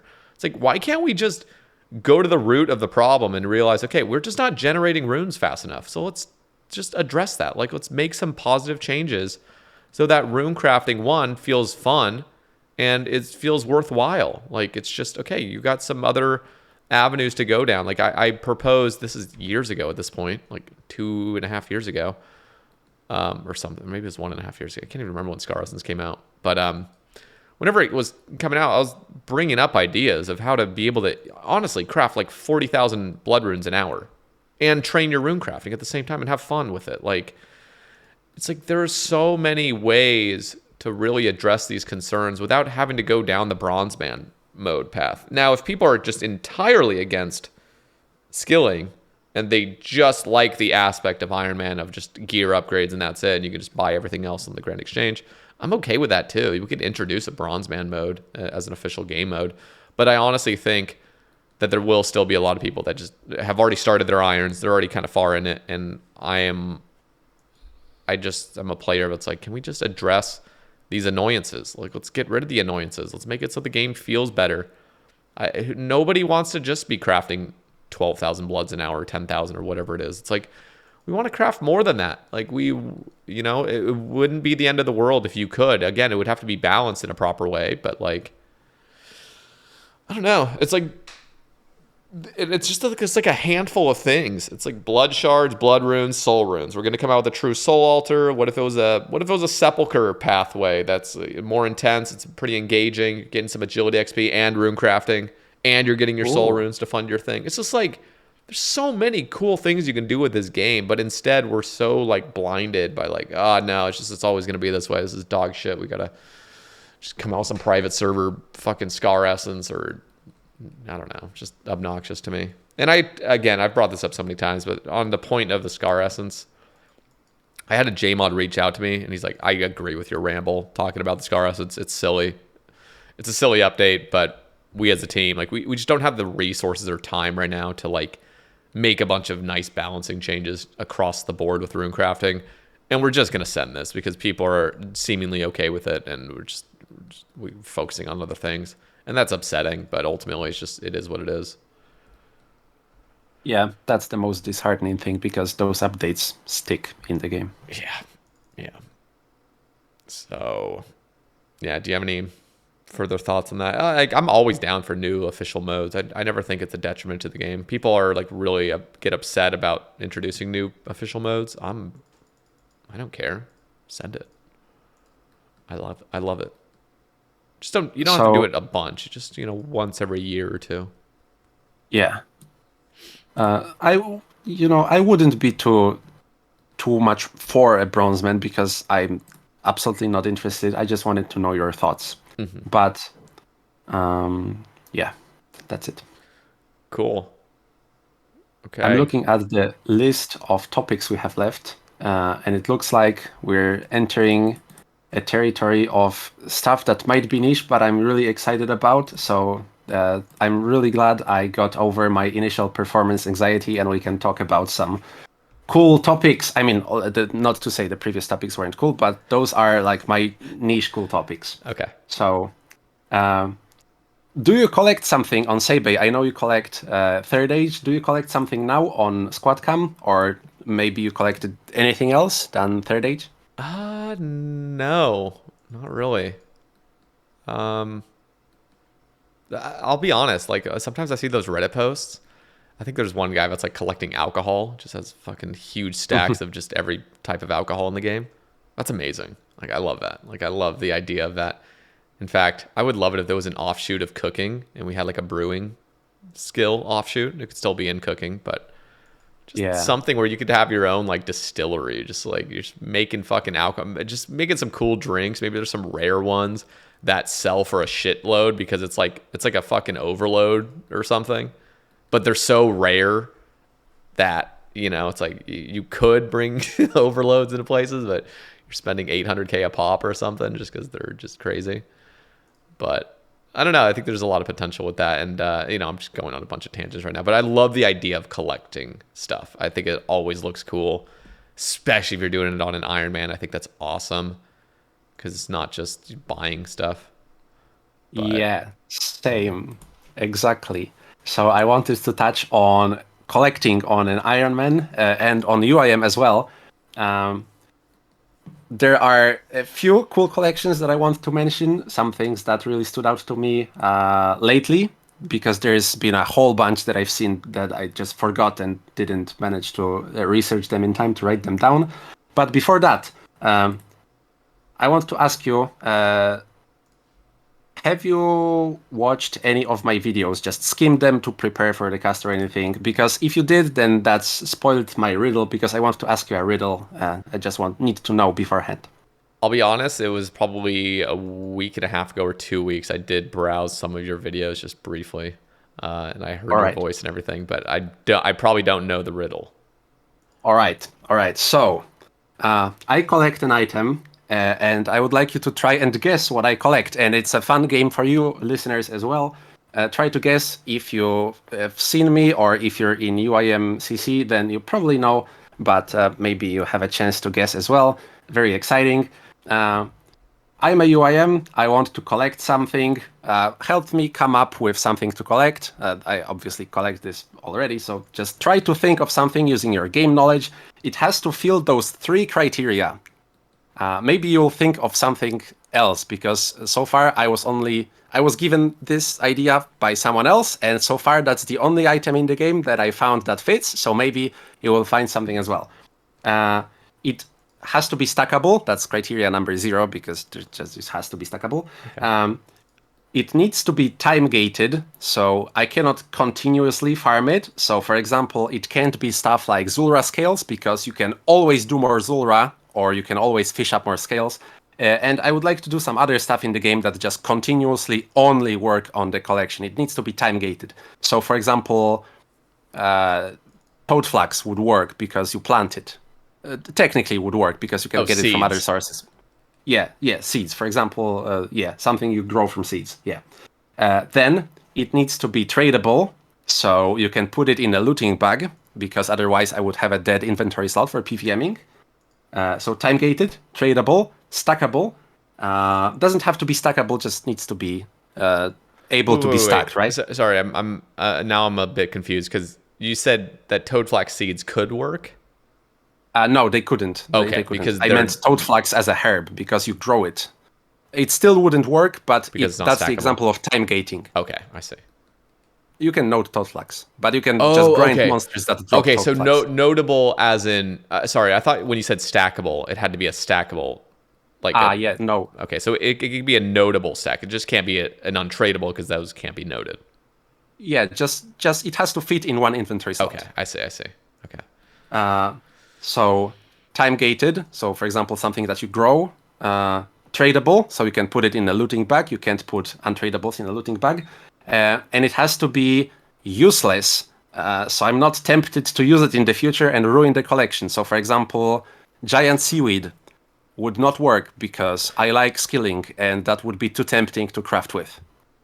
So take your time and try to guess. And if you don't soon, then I'll just tell you, so we don't. So this is might be slightly cheating. I did have your YouTube page pulled up, and I'm I could be wrong on this, but I'm just gonna guess. And simply because you also made 2 remarks just on farming, so now I'm thinking it's farming related. And I'm looking at your second to last video with again, it's a tiny little thumbnail, but I'm seeing I think it's Calquats. Yeah, it's Calquats. I feel I didn't want to like just pretend like, let me think, Calquats, but I'm just fully honest how I'm looking at it. I did not know before you were saying that, though. So how many Calquats do you have? I can't even see the number from this thumbnail right now.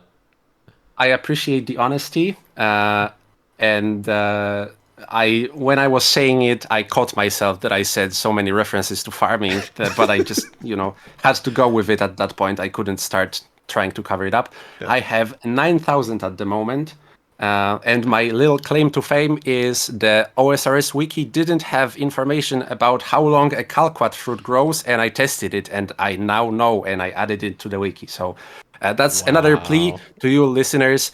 If you know something that's not on the wiki, just add it. It's really easy, and you have a warm, fuzzy feeling in your heart that you contributed to something greater.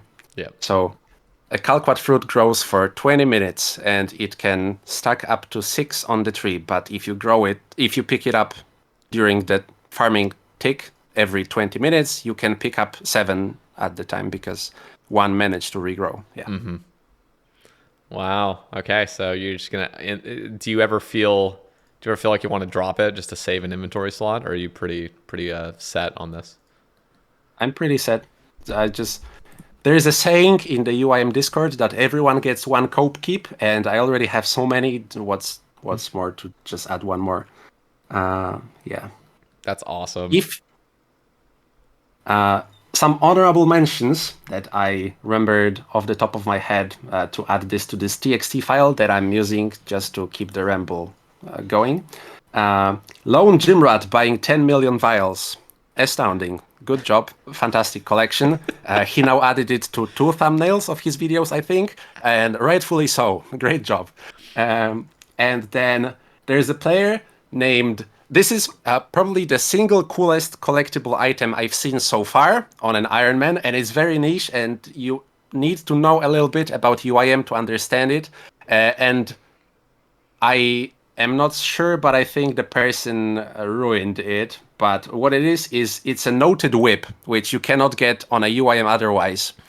There's just no way to note a whip. And the player got it by, I think they lost their items due to some update, and a JMod manually restored the item, and they got a noted water tome and a noted whip. So I I just instantly fell in love with that item, and I don't think it's still noted. I think the person unnoted it to use it, but yeah, I would keep it in my bag forever. Yeah, that's hilarious. Yeah, that's awesome. Yeah, I don't know. There's always a part of me that wants to kind of stack or do something fun like that. But for me, like on Sae Bae, like you already mentioned, like the third age collecting was the fun thing. I got full gilded as well, which is great. Like those were kind of like the flex things. I wasn't too into stacks. Although I will say, when they did drop Scar Essence Mine, or the Scar Essence, I was all about actually potentially going for green stacks of all the elemental runes just for fun. It wouldn't have even been that long. But I was kind of waiting for them to like rebalance the elemental runes in general. I thought that was going to be coming. It hasn't.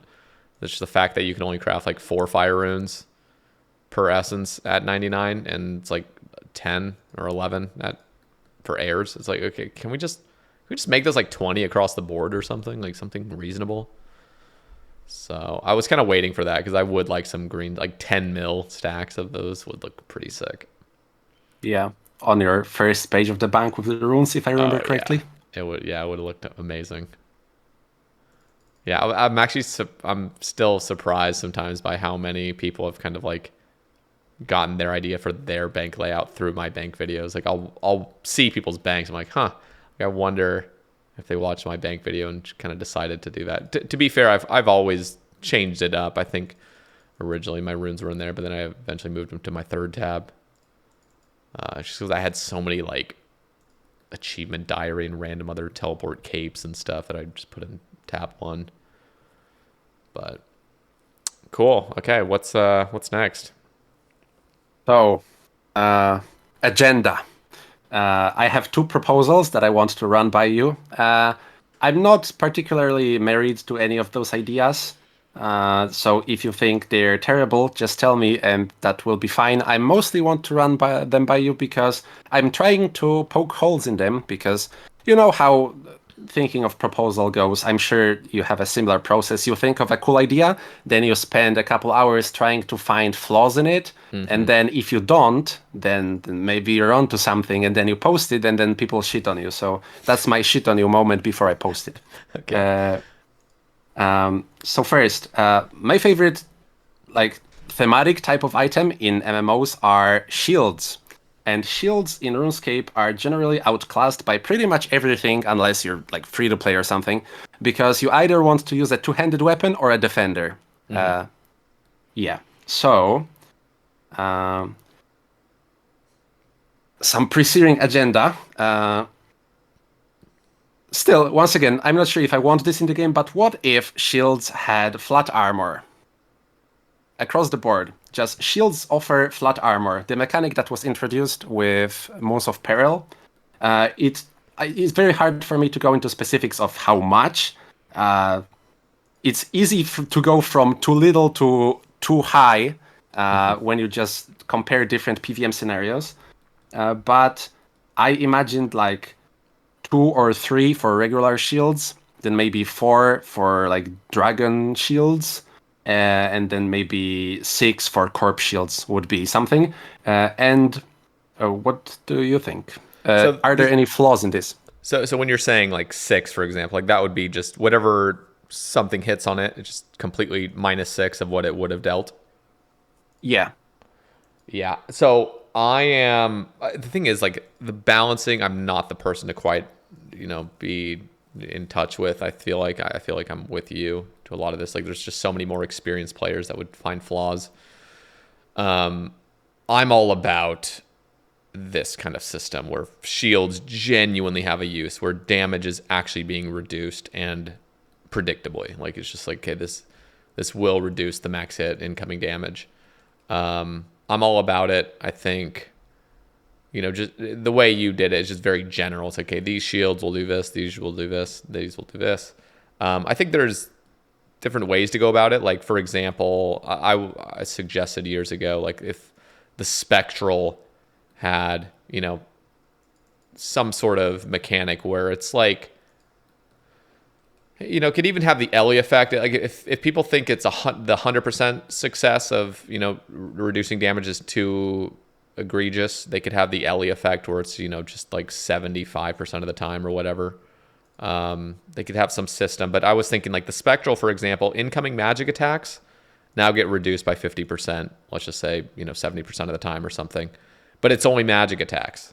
So you're going to bring the shield just for that. And then, in certain situations, some will just be melee based, some will just be range based. Maybe the two kind of are a little bit more reasonable to have together. But you could have niches, so it's not just across the board, these types of shields are this and these are this. But yeah, I am generally on board with reduced damage because, and it has to be significant. Like that's the thing. Like it just does have to. I don't think across the board. I feel like mage-based shields or elemental-based shields should be magic-based, and then the other one should be ranged and melee-based. Just because I think it would be better to not have a shield that's just like across the board going to have all incoming damage reduced. So, for example, if you were to go to Bandos, the mage minion could still hit you full on, even if you have like a metal shield. Even potentially, maybe it could even have like a detriment of like the mage attacks will actually hit you harder. Potentially just because it is a metal shield and it's going to absorb it and just hurt you harder. Maybe that's not the route to go down, but it could actually encourage you to play mage instead in certain situations. Maybe Bandos wouldn't be the perfect situation for that, but just some trade-offs I think are appropriate. And yeah, like I'm totally on board because right now, like shields are so medieval. Like I love how cool shields are. They're never useful in any situation because we're playing DPS scape. And generally speaking, offense is your best defense. But yeah, no, I'm with you on that. And the balancing could come later, but we just have to get people on board with the idea of shields having utility. So. All right. Yeah, as I said, I'm not married to the numbers, not married to the idea in general. It can be mixed and matched. Just the general idea I wanted to push forward is I think shields are underutilized and there should be something done with them because they're cool. And I'm glad we agree on that, I think. Yeah. It would be awesome. The only counter I know I'm going to already hear in the comments is like, well, one, there's PvP related things. First off, I actually think it would be a positive in PvP just because we're getting to the point, 5 years down. I mean, we're already able to max hit people from like anglered up HP, and like that's ridiculous. You can just combo people out pretty quickly now, and it's only going to get more intense. And I think having an expensive shield that you're risking that actually does have flat damage. I don't know. That's a whole PvP thing. I'm not going to even touch on there because as soon as we get PvP involved, it's just straight up no, So let's just focus on the PVM aspect of it. Yeah, I'm on board. So again, it's a balancing issue, and like I guess the last thing I didn't even touch on it, but the PvP thing's an issue. But on top of that, people are worried about bosses just becoming easier and easier. So you bring in a shield that's really really good in the Inferno. Is that devaluing it? But I'm like, dude, we get devaluations all the time from higher DPS items. Like that's just what it is. So, yeah, that's my last thought. Yeah, all right. So I'm just glad I could put it out there. And the second thing is a little bit spicy because it is PvP, wilderness related. And it's an idea I got, I think, yesterday. So this is very prone to being a bad idea, Presearing bad karma, bad PR, rather. I was listening, I think it was the Matt K and Tasty Cast, and you were talking about predator versus prey, and correct me if I'm wrong, if it's the wrong cast, but one of you said that all the cards are in the predator's hands. The prey cannot do much. You can either log out in time or freeze and log out, or try to tank if you're prepared for it. But otherwise, you are just that. You're prey. And I was thinking, there is this game Matilda plays called Dead by Daylight, and the entire premise of Dead by Daylight, it's a let's call it a horror game where 4 survivors are trying to escape from one killer. And the premise of the game is it's imbalanced because it's 4 versus 1, but every side has tools to deal with the situation. Like killer is overpowered and survivors cannot do anything about it, but they get tools to slow him down. So I was thinking that would it be a bad idea to add some tools in the wilderness for the prey to utilize, if like rewarding your knowledge, like if you know that, for example, there could be a little small canyon added to the wilderness with a log at the end, or with a willow tree or something that you run through, and then you can drop behind you. And the person chasing you has to chop it down. It wouldn't be too long, because we still, if that's the whole other thing, if Predator versus Prey is good for the game, I will say that it's not, but I don't want to get into it because I don't want to get cancelled, so I'll just continue with my idea. Would it be a bad thing if you could just drop a log behind you to get some distance, because the person chasing you will know that you're arriving at that destination. They will have a choice. They can follow you and potentially get cut off, or maybe they catch a freeze at you at last second and then they can drop the log in front of you and then you're screwed. Or they can maybe go around it and lose a bit of time. But this is where the idea stumbles upon a few holes, because in RuneScape you can just log out. Another example that I just now got, which is very prone to holes, but what the hell, this is my one chance. So what if there was some kind of a ghost in the wilderness or something, always in the same place, that does something for you, but only if you're not schooled, to assist you in escaping a little bit. Once again, those wouldn't be big things, and I'm stressing the importance of static spawns. It's not like you're almost have a kill and then randomly the ghost just walks by and the person can escape. Those would be the static thing. PKers would know where they are. Potential prey, if they are good at the wilderness, they would know that this is a potential option, and I think it would be a little more interesting than hopping the cave exits over and over, or trying to log out, or trying to corner someone, or trying to freeze and log.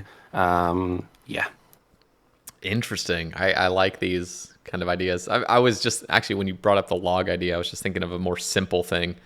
Imagine, you know how like in Castle Wars you can set up a barricade? Yeah. Like, imagine you could, have an inventory space of like goo, where you can drop the goo, and now that tile will stall the player for like 2 ticks or something. So you're running, you just uncatch the freeze, and you drop the goo exactly where you're on, and if the PKer is not watching out, if they step exactly on that tile, they're going to be stalled, and then you can make like a quick dash for it, or just do something. Some sort of element like that could actually be pretty fucking interesting. I think where the asymmetry really comes into play, though, because I was talking about that, is really just the multi aspects. I think there always needs to be escapes from multi. I do like your idea of like a ghost that could like help you out if you're the unskulled party. I think that's interesting. Who knows how it would be balanced, but yeah, it's all about just kind of balancing the fight, balancing the dynamic, making it a little bit more fair. I'm with you, where it's just like the Predator versus Prey in general sucks. There's a way to deeply revolutionize the wilderness, which would have its own problems, but that was the system where like you can't even log out in the wilderness and you can't hop worlds. It was like something where, you know, if you really want to hunt down people, you got to be on a world, and there's only one, like the Ferox Enclave would be that safe zone where it's like you have to enter through there and you have to exit through there every time. And it's like the world hopping isn't really a thing. It's like you have to hop from that safe haven and then you go out. So like, I don't know. It's just kind of like you can actually reliably count on people not logging in underneath you or anything. You can actually just watch the entrances and exits. But ultimately, you know, for example, let's just say you're at the very end of the fire giant cave, way out there in like 50 wilderness, and you're grabbing the wines. You know, like you could have somebody watching the entrance, but that's not going to help you from logging out, like because you can't log out in the wilderness. So it's like the whole concept of it is like, yeah, you can have as many alts as you want, kind of like, you know, protecting you or like, you know, watching the wilderness. But ultimately what's going to happen is you have to make your way out eventually. And there is just one way out. Or I mean, obviously there's multiple ways out, but you have to leave. Like there's no real teleporting out. It's like you have to eventually make your way to the exit. But people also have to come in the proper way too. So I think there's something kind of cool about this sort of system. There's probably a lot of problems with it. I mean, one is just PKers are going to be annoyed by just not being able to constantly world hop and just try to find people. But at the same time, when you do find somebody, they can't leave. Like they're just like they're not going to be able to hop. Like if you get them cornered, they're cornered, you know. And I think there's an element of fun that could actually happen from that. There's way more strategy that would be involved, I think, too. But, yeah. I gotta say, I like that idea. Not having dev squads log behind you, nothing personal kid style, would be fantastic. Yeah. I mean, even at the cost of not being able to log out, I think that's pretty fair. Yeah. I think it would be interesting. It would be cool to see if they were to. I don't know how they introduce it, because the thing is you can't just introduce it on a few worlds because you'd have very few people going on those worlds. It's just not going to be worth it. You'd have to do it like basically across the game in a way. I don't know. It's just that idea sounds cool. I'd love for somebody to expand on it and see the flaws in it, because probably are a bunch of flaws, but I think there's a lot of other things that actually make the idea sound cooler. But yeah. You said starting from the new year, you're trying to invite more different voices. Are you planning to invite some PvPers to the cast? Maybe discuss it with them? No, PKers are not allowed on the cast. No, of course. Yeah. of course I'll bring PKers on. Yeah, I'm down. All right. So one last closing remark when it comes to the wilderness. Spicy topic. There is a person that's much more eloquent than me that made the points that I want to make better, and that's Josh Strav-Hayes when he was on the cast. Phenomenal cast. Really, in my opinion, he said my opinion about the wilderness better than I could, so just go and listen to that as a treat on me. Awesome. Did you have anything else to share, or was it just that? Just that. I love it. Cool. Yeah, that wasn't a phenomenal episode. He's great. He carried. Cool. Okay. Yeah, and I think you know, again with the Sae Bae glazing, but I think it's just shows your skill as a podcaster. You just let him have the floor, and that was great. Yeah. No, I mean, he is just so eloquent. Like I was like, don't even listen to me. Like, I'm just ruining this. Like, I'm ruining this epic monologue by me jumping in. So I'm just like, just take it, man. Take the floor, please. Yeah. There's people like, I mean, he's probably the most eloquent. I think Gentle Tractor is another one of my guests that are just like, holy crap. I'm like all of a sudden very careful about how I'm saying things, and I get a little bit more stressed out. Cool. All right, I'll have you lead us into the next thing. Just a few topics left from what I wanted to cover, and then we can finish.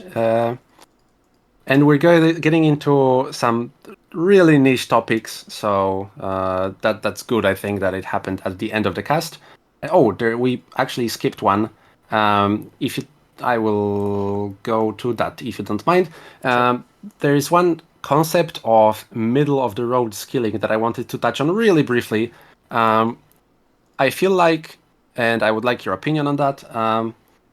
There is this divide in the community that some people are branded as a sweat, and then other people are branded as casuals, and the sweats only do ticky-clicky manipulation methods, and the casuals will never touch it with a 10-foot pole.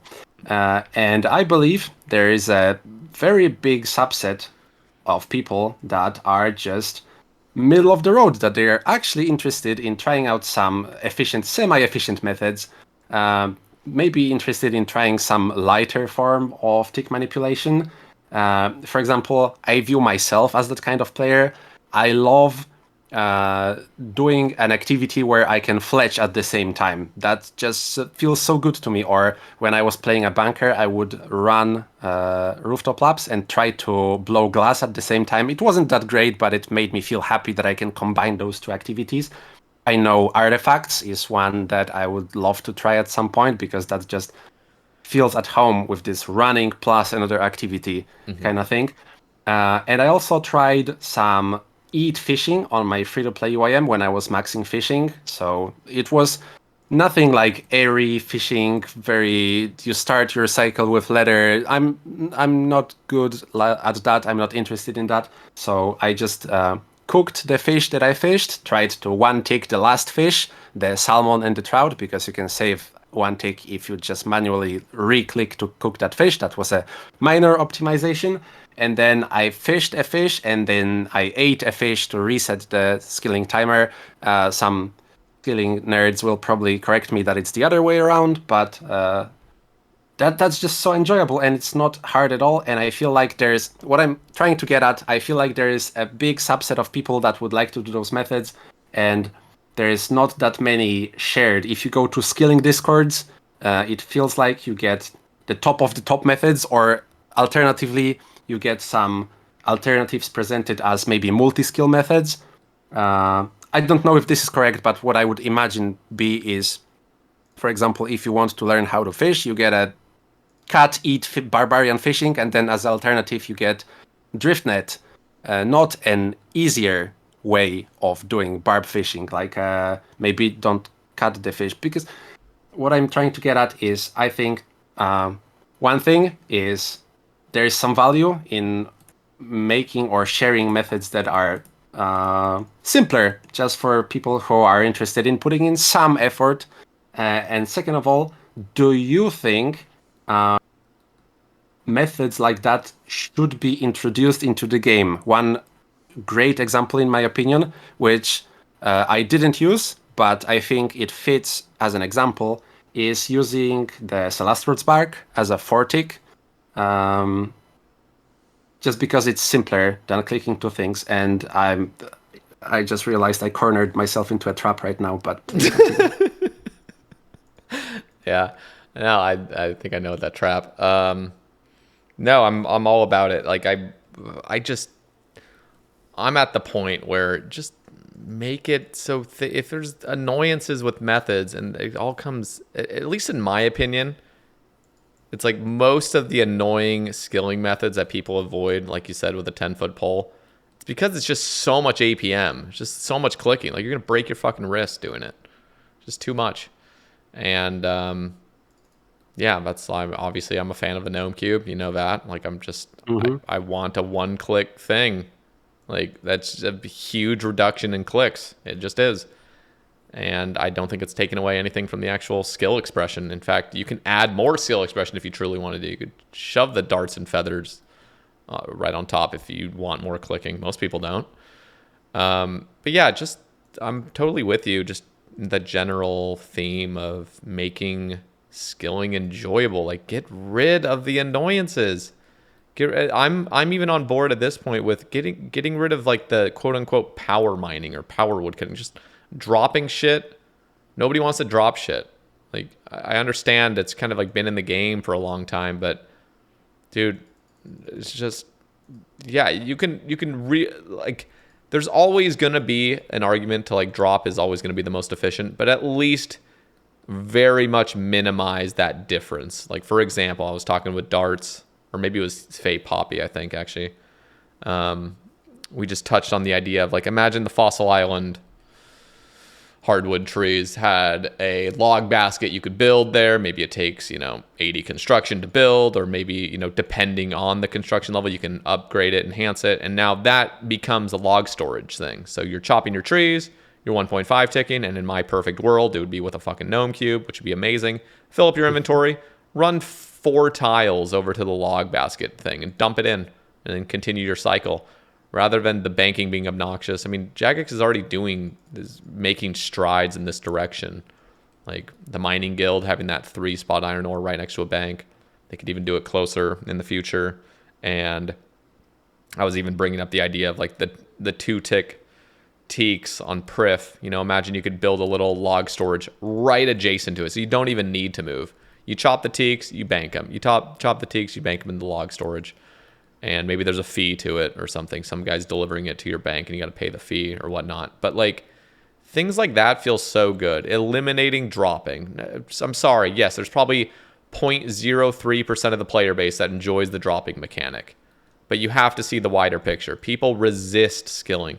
People want skilling continuously devalued because of how annoying skilling can be. So why don't we just see that we need to improve these methods? We need to make them more enjoyable across the board. And if that be getting rid of a click, getting rid of dropping stuff, it's all good. I mean, I even brought up the idea with Faye Poppy, like 1.5 tick teaks is so cool because there's genuine strategy involved and you have to be paying attention. It's not just 3-tick 4G. This is not mining granite and you're in this continuous 4-rock cycle the entire time. No, if a tree chops down, you have to be in the moment critically thinking, which tree am I moving to next? Like, okay, this one just chopped with 2 logs, and I got 2 logs from it, or 1 log.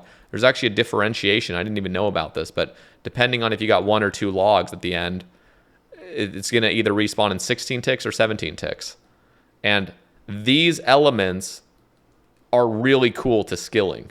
So you're not getting rid, like if you were to introduce a gnome cube tomorrow and make a log basket thing where you can hold your, or like a log storage thing you could store, dude, 1.5 tick teaks would all of a sudden become one of the most fucking enjoyable methods for a lot of people. A lot more people would jump on board with it because there's no dropping now, so you're not breaking your wrist. You can do it for more than 15 minutes without screaming. And then on top of that, the whole method just becomes way more smooth. There's only 1 click. You're only gnome cubing once. And I would even be on board with that 3rd tree. Like, imagine there's a new hardwood spot even. I know I'm going like on this a lot, but like, please go. The reason I'm saying all this is like, there's so many cool avenues to go down with skilling methods that are already a thing. Imagine you had a new hardwood patch that comes out with, who knows, maybe there's an imbalance with adding 3 new hardwood patches, but imagine there was a 3 hardwood patch that comes out to Varlamore Part 3, for example. And they're all within 2 tiles away from each other, all 3 of them. So depending, it doesn't even matter which one is chopped down. But no matter what, you can continuously do the back and forth thing with the tree. Like one of the best parts about Fossil Island is, going from the westernmost and the middle tree back and forth because it's only like, it's just like you're doing it within 1 tick. That feels great. It feels cool. And I feel like just encouraging those elements of skilling in different areas and stuff like would just be awesome. And gem mining with a gnome cube would feel fucking amazing. I mean, for anybody that's disagreeing with me right now, like just go try it. Like genuinely just go bring a stack of purple sweets and see how good that feels. Like it genuinely feels good reducing that 1 click. I know a lot of people are like, well, it's not going to change anything. And I fucking hate you, Sae Bae. So you just, whatever you say, I'm just going to resist it. I'm going to listen to my high level skilling clan and what they say. I'm going to just be in the hive mind of what they're saying. But like genuinely go try it. It's so much better. And long term, it feels so much cleaner. And the same thing with granite. The last point I'll make is like the granite thing. I love the idea of breaking down granite into granite dust for your cannonballs. That makes sense. And you could even have a spell that disintegrates them in your inventory. or even go to just run over to the granite grinder or something. I don't know, but I would actually prefer the spell over that, so you can stay in the cycle. But yeah, there's just so many things. I think I don't know. I just get rid of the top end bullshit. That's just so annoying that 0.001% of the player base even engages with it. And even they, deep down, probably don't enjoy it that much, but they're just going to sweat it because it's the most XP you can squeeze out in an hour. Anyway, I'm done talking now. RuneScape Classic had drops, ores and fish drop to your feet if you had a full inventory. So That's interesting. Did you get the XP too? Yeah, but that's because you had to click for every single action. Ah. Okay. Yeah. So it was balanced in that regard. See, I knew I'm coming to this cast, so I prepared, but I didn't prepare enough because I thought about the Gnome cube a lot. And I know you didn't ask me this, I'm just saying this unasked. I still don't know what I think about it. I was going back and forth ever since you introduced the idea. I don't know when it was, like 2 years ago. And I know it's not your idea, yeah. But I feel like you're the biggest champion of it, so in that regard. So I generally didn't know what I think, so I decided I'll let other people who are against it tell me why they are against it. And I remember that their arguments convinced me somewhat. But then you dropped that video of mining granite, I think it was, with the Gnome cube overlaid over your purple sweets. Yeah. And that was pretty convincing as well. I mean, we already have that in the game. It's just prohibitively expensive. So please correct me if I'm wrong. It's exactly the same, right? Eating purple sweets versus clicking the cube, except you just can't get enough purple sweets. Well, mechanically, it's the same. It's not exactly the same because you can't start a cycle with eating. Okay. So you lose, like, what, one action at the start of your hour or something? Or well, I'm just saying, like, you'd actually need to start a 3-tick action. So you'd actually have to start with a knife and a log. And then continue, or start with some sort of skilling timer. I believe you could even probably start with anything slower. But what you couldn't do is just mine. Wait, did I say mine a log? Why am I thinking mine a rock? Whatever I was saying. But if you like, you couldn't even just stand there adjacent to a rock, mine it, and then just get in a cycle by eating on the next tick. You actually have to get involved in that cycle from the get-go. So you have to knife and log initially, or probably do a Slasher's Bark or something, and then continue the cycle on 3 ticks with the sweets. So it's not quite the same, but yeah. All right. So here it shows that I'm not just not experienced enough to know if starting the cycle would be required every lap at Granite, every time you leave the area. I'm just not experienced enough, so I will leave this conversation to other people. One thing I would like to address, though, is I think a few people now said, like, sure, add the Gnome cube, but just make it cost like 250 mil. And I think that would be a disservice, because I think it should be encouraging people to try tick manipulation, and a hefty price would discourage them. So that's the only thing I have an opinion on. Yeah, there's even people saying, oh, like, gatekeep it behind some, like, just got to get a max cape, or just, like, you got to get some really high skills. I'm like, dude, no, just as soon as you can basically get an herb tar, which is like 19 herb lore or something, not even, or whatever it is. It's like, it's just have a way of getting a Gnome cube early on. And again, this does not need to be called a Gnome cube. It doesn't need to do anything with it. It could just be a Slasher's Bark that's a 3-tick. It's just, Jagex, if I had just never made any noise about this, Jagex could have easily just secretively just dropped something like this into the game, and we would have just accepted it. We're like, oh, this is weird. This, some skillers probably would have freaked out about it, but ultimately we would have just been like, okay, whatever, moving on. This is awesome. But yeah, I don't want it to be gate kept in any sense. I want it to be just a part of what the game is. And I think it would just be a really good quality of life. And again, it's not trying to easy escapify the game. It's trying to make it more enjoyable long term. And then you can really focus on, again, like the strategies instead of just the click intensity. 1.5 tick-teaks, there's some beautiful elements to that skill, but it's just overshadowed by the fucking amount of clicking you have to do. I just thought about it now. Do you know those beta worlds they add sometimes before new content? Do you get purple sweets on those? Yeah, I think you would, yeah. Yeah, so next time something like that drops, I will log into that and test it out just to be a little more informed. Yeah, no, you should. I think you'd enjoy it. Again, there's like some problems with it. You just can't start the cycle. So one of the great places to try it out would be like Gem Rocks. Just, that feels so good one clicking it. I mean, you can do 4-tick with the Slasher Spark, and that feels amazing, but just making it even more snappy with, like a Gnome Cube or a Purple Sweet it's good.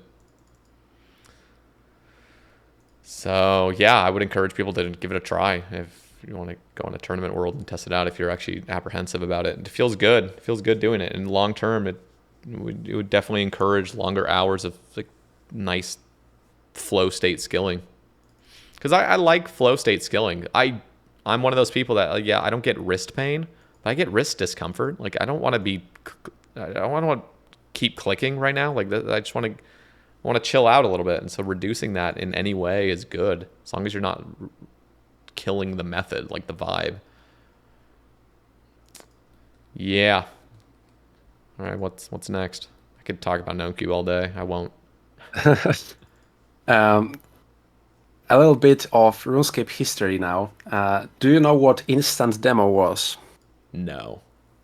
That is my passion. It's way too much to call it a passion, but it's one of the topics about RuneScape that I'm extremely interested in, and there's just so little information about it.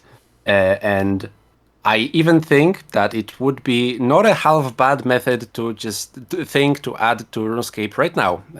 But just to explain real quick, in 2010, Jagex very quietly dropped Instant Demo, which was a third type of account you could play. On top of free-to-play member, you had Instant Demo. And the way it worked is if you clicked on an advert on like Miniclip or something, you would be instantly transported into the game. You wouldn't have to create an account. That's why it's called Instant Demo.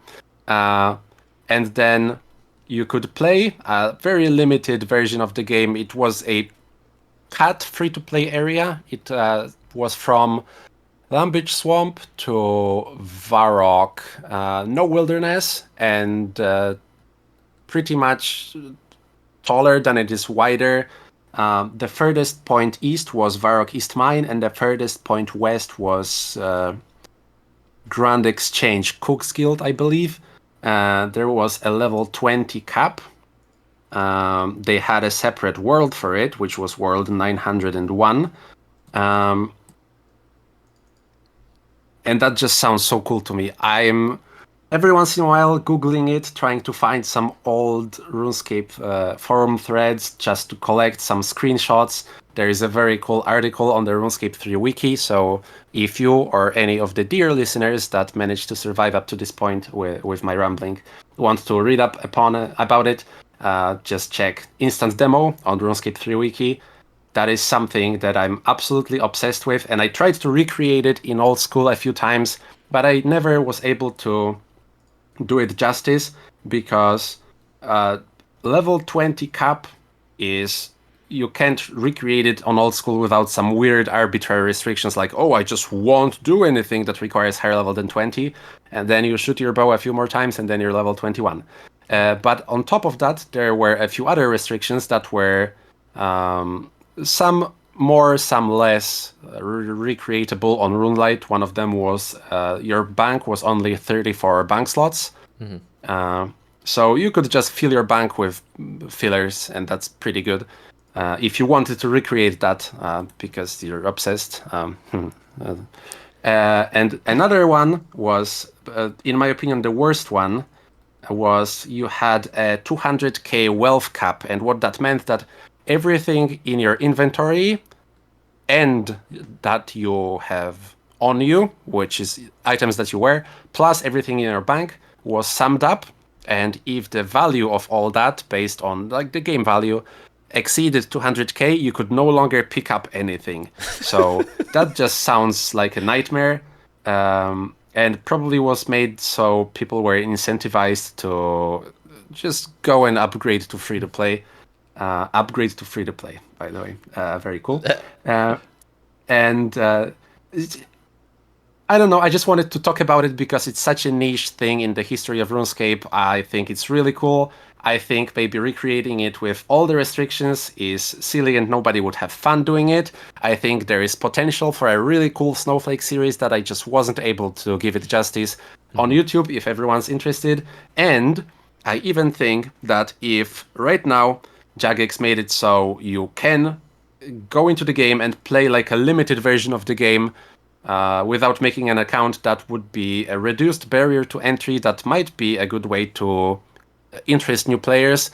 That's not having an effect on the main game. I think there are very rare things that you can do that can bring new players in that don't have an effect on the main game, and that's one of them. And I think it's cool, and it possibly could be introduced. Yes, I'm done rambling. Oh no, I'm not. One more thing. The best in-slot weapon in instant demo was a mithril scimitar from a random event box, because apparently in 2010 they were obtainable from mystery boxes in free-to-play, and that's just so cool that those weird accounts could just strive towards getting a weapon that was not just buyable from a store. So cool to me. All right, I just wanted to talk about it. No, that's hilarious. I had no idea that was a thing. That's a brilliant concept, especially when everyone is more like, you know, like kids.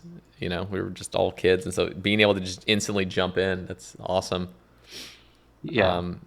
Yeah, I mean, I'd be down for them to bring something like that back. Maybe even just cap it at like a little 50 or something, and maybe expand the world a little bit, make it like so it's all free to play. But just I don't know, like that's an interesting concept. I need to hear other people's opinions on it, whether it was a success or not. But you know, that actually got me thinking. You know, I don't mean to move on so quickly, but it got me thinking of like different worlds. I don't know what exactly you said that made me think about this, but imagine there was actually such worlds as skiller only worlds. So you had to be a level 3 on this world. And people have brought up this suggestion a long time ago, Iron Man only worlds. And just like, what are your thoughts on these kinds of systems? Like these worlds where only skillers could be on, these worlds where only Iron Man could be on. Would those, obviously there's potential problems with wilderness, although I don't actually think it would be that big of an issue, because you know, if there's only 1 or 2 Iron Man only worlds and people that are trying to be in the wilderness, you're just gonna have Iron Man PKers out there just harassing you. You know? Yeah, exactly. Like it's just like it's not gonna solve the issue for wilderness in particular. But yeah, what are your thoughts on these kinds of worlds? Off the top of my head, I don't see any issues. One possible issue I see is if they made a hardcore only world, then that would be a very easy target for DDoSes. But that's such a small thing. Other than that, I don't see. Immediately, I can't think of any abuse. So for now, that's good. I think that's good. Although I personally wouldn't be interested in something like that. I wouldn't play on worlds like that. But yeah, you're just not against it. You're just like whatever. Yeah. Yeah. Again, it's just a thought that just came to my head. Just thinking like that would be kind of. I think the world that really speaks to me is the skiller only world. Like that would be fascinating to see. Everybody's level 3. It's just like, I mean, that would be there would be some abuse in that system. One of the problems would be because everyone's level 3, nobody can fight. You know, because you couldn't, you're not allowed to gain XP, or maybe like as soon as you, or maybe how about this? Maybe you actually can fight. You actually can attack players, but as soon as you log out and you're not level 3 again, you can't log back in. So technically you could actually train your account on that world, get to level, 30 combat or whatever in the 6-hour log, but you just couldn't log back in. So So you actually could get harassed, because I was thinking, maybe the abuse would be like you could freely do wilderness agility or freely do wilderness rogue castle, but maybe you still could have some players that actually betray you and start attacking you, and they can because they're just level 3, and then they're just they level up, and then as soon as they log out, they can't log back in. But I don't know, that'd be kind of fascinating. A menace. Yeah. There's always people that want to grief people. Like, it's how they Oh yeah. enjoy the game. Oh yeah. All right, let's touch on this permanent tutorial gameplay. Is that That's not RuneScape related, so I'm glad that you made it to the end. There not will quite? be Not no quite. more. We got one more thing after this, but yeah. Yeah, there are no more RuneScape related topics planned, at least. Okay. I wanted to touch on. I know this is a RuneScape podcast, but I feel like there might be a small overlap of people that play other games. So I just wanted to talk about my passion real quick, if you don't mind. Yeah. And that's permanent tutorials. And I started my adventure with MMOs by playing Tibia, as I said before. This is where I moved to the other games. And in Tibia, there is PvP everywhere, unless you play on a non-PvP world, but when I was a kid and I didn't know those exist. And when you die, it's full loot PvP, and you lose experience when you die, and you can lose levels because of that. So to a kid me, being PK'd over and over, that was just no fun at all, but I loved the game. So the tutorial in that game is called Rookguard, and how it works is Rookguard is a tutorial island that you have to play until level 8. There are some limited monsters on it, and after you reach level 8, you can leave and you can join the main game. And the big things about Rookguard are you cannot come back once you leave. You have to create a new character, so there is a separate economy there. You're not forced to leave. That is a big thing. You can play as long as you like. You just play on this small island. And it was designed back in the days when the game was still made in a full-on RPG sense. Tibia moved on to be a pretty terrible game, in my opinion. But Rookguard is still amazing. It's still an old-school MMO feeling, and it has a lot of cool mysteries. There are still mysteries that haven't been solved to this day. If there are any Tibia players, I'm sure you'll recognize the spike sword on the island. Just for other listeners, just one mystery that I think is the coolest.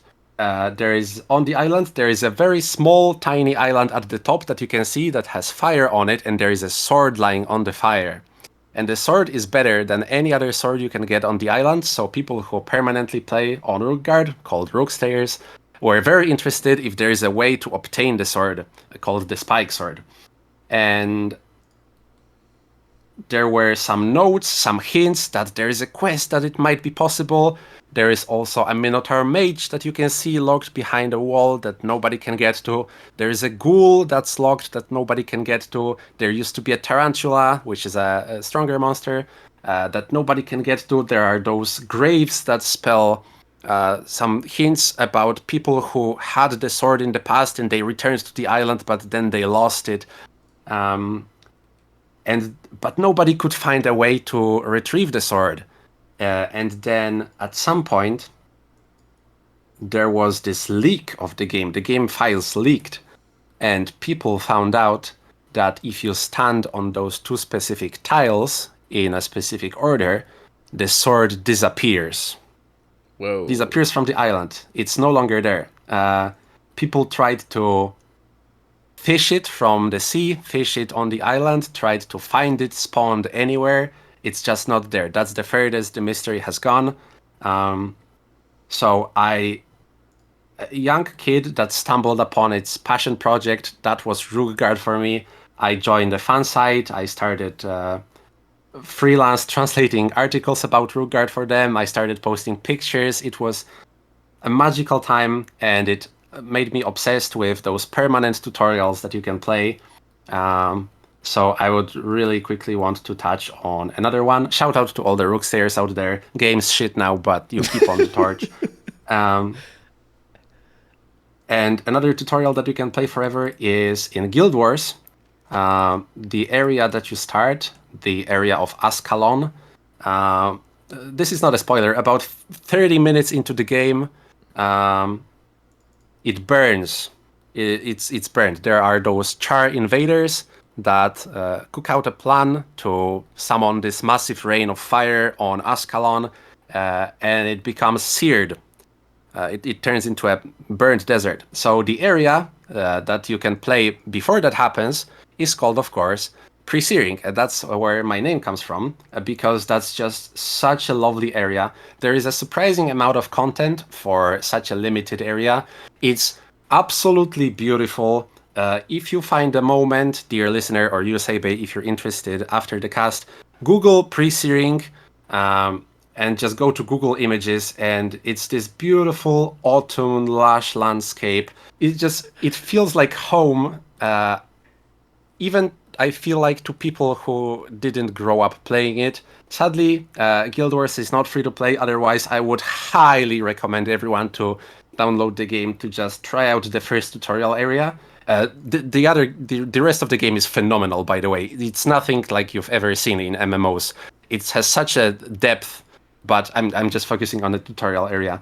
And there is surprising amount of content. It's at some point it becomes appealing to people who like games like Diablo, because you're just trying to hunt that perfect item with the perfect rolls.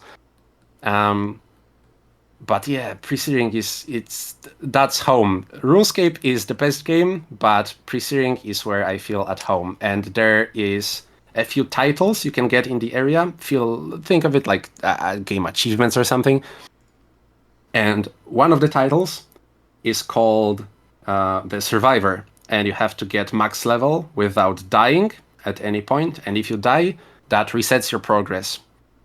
And Survivor has 3 ranks, and the last rank, Legendary Survivor, requires you to get 1,337,000 experience, which is the lead, the gamer thing.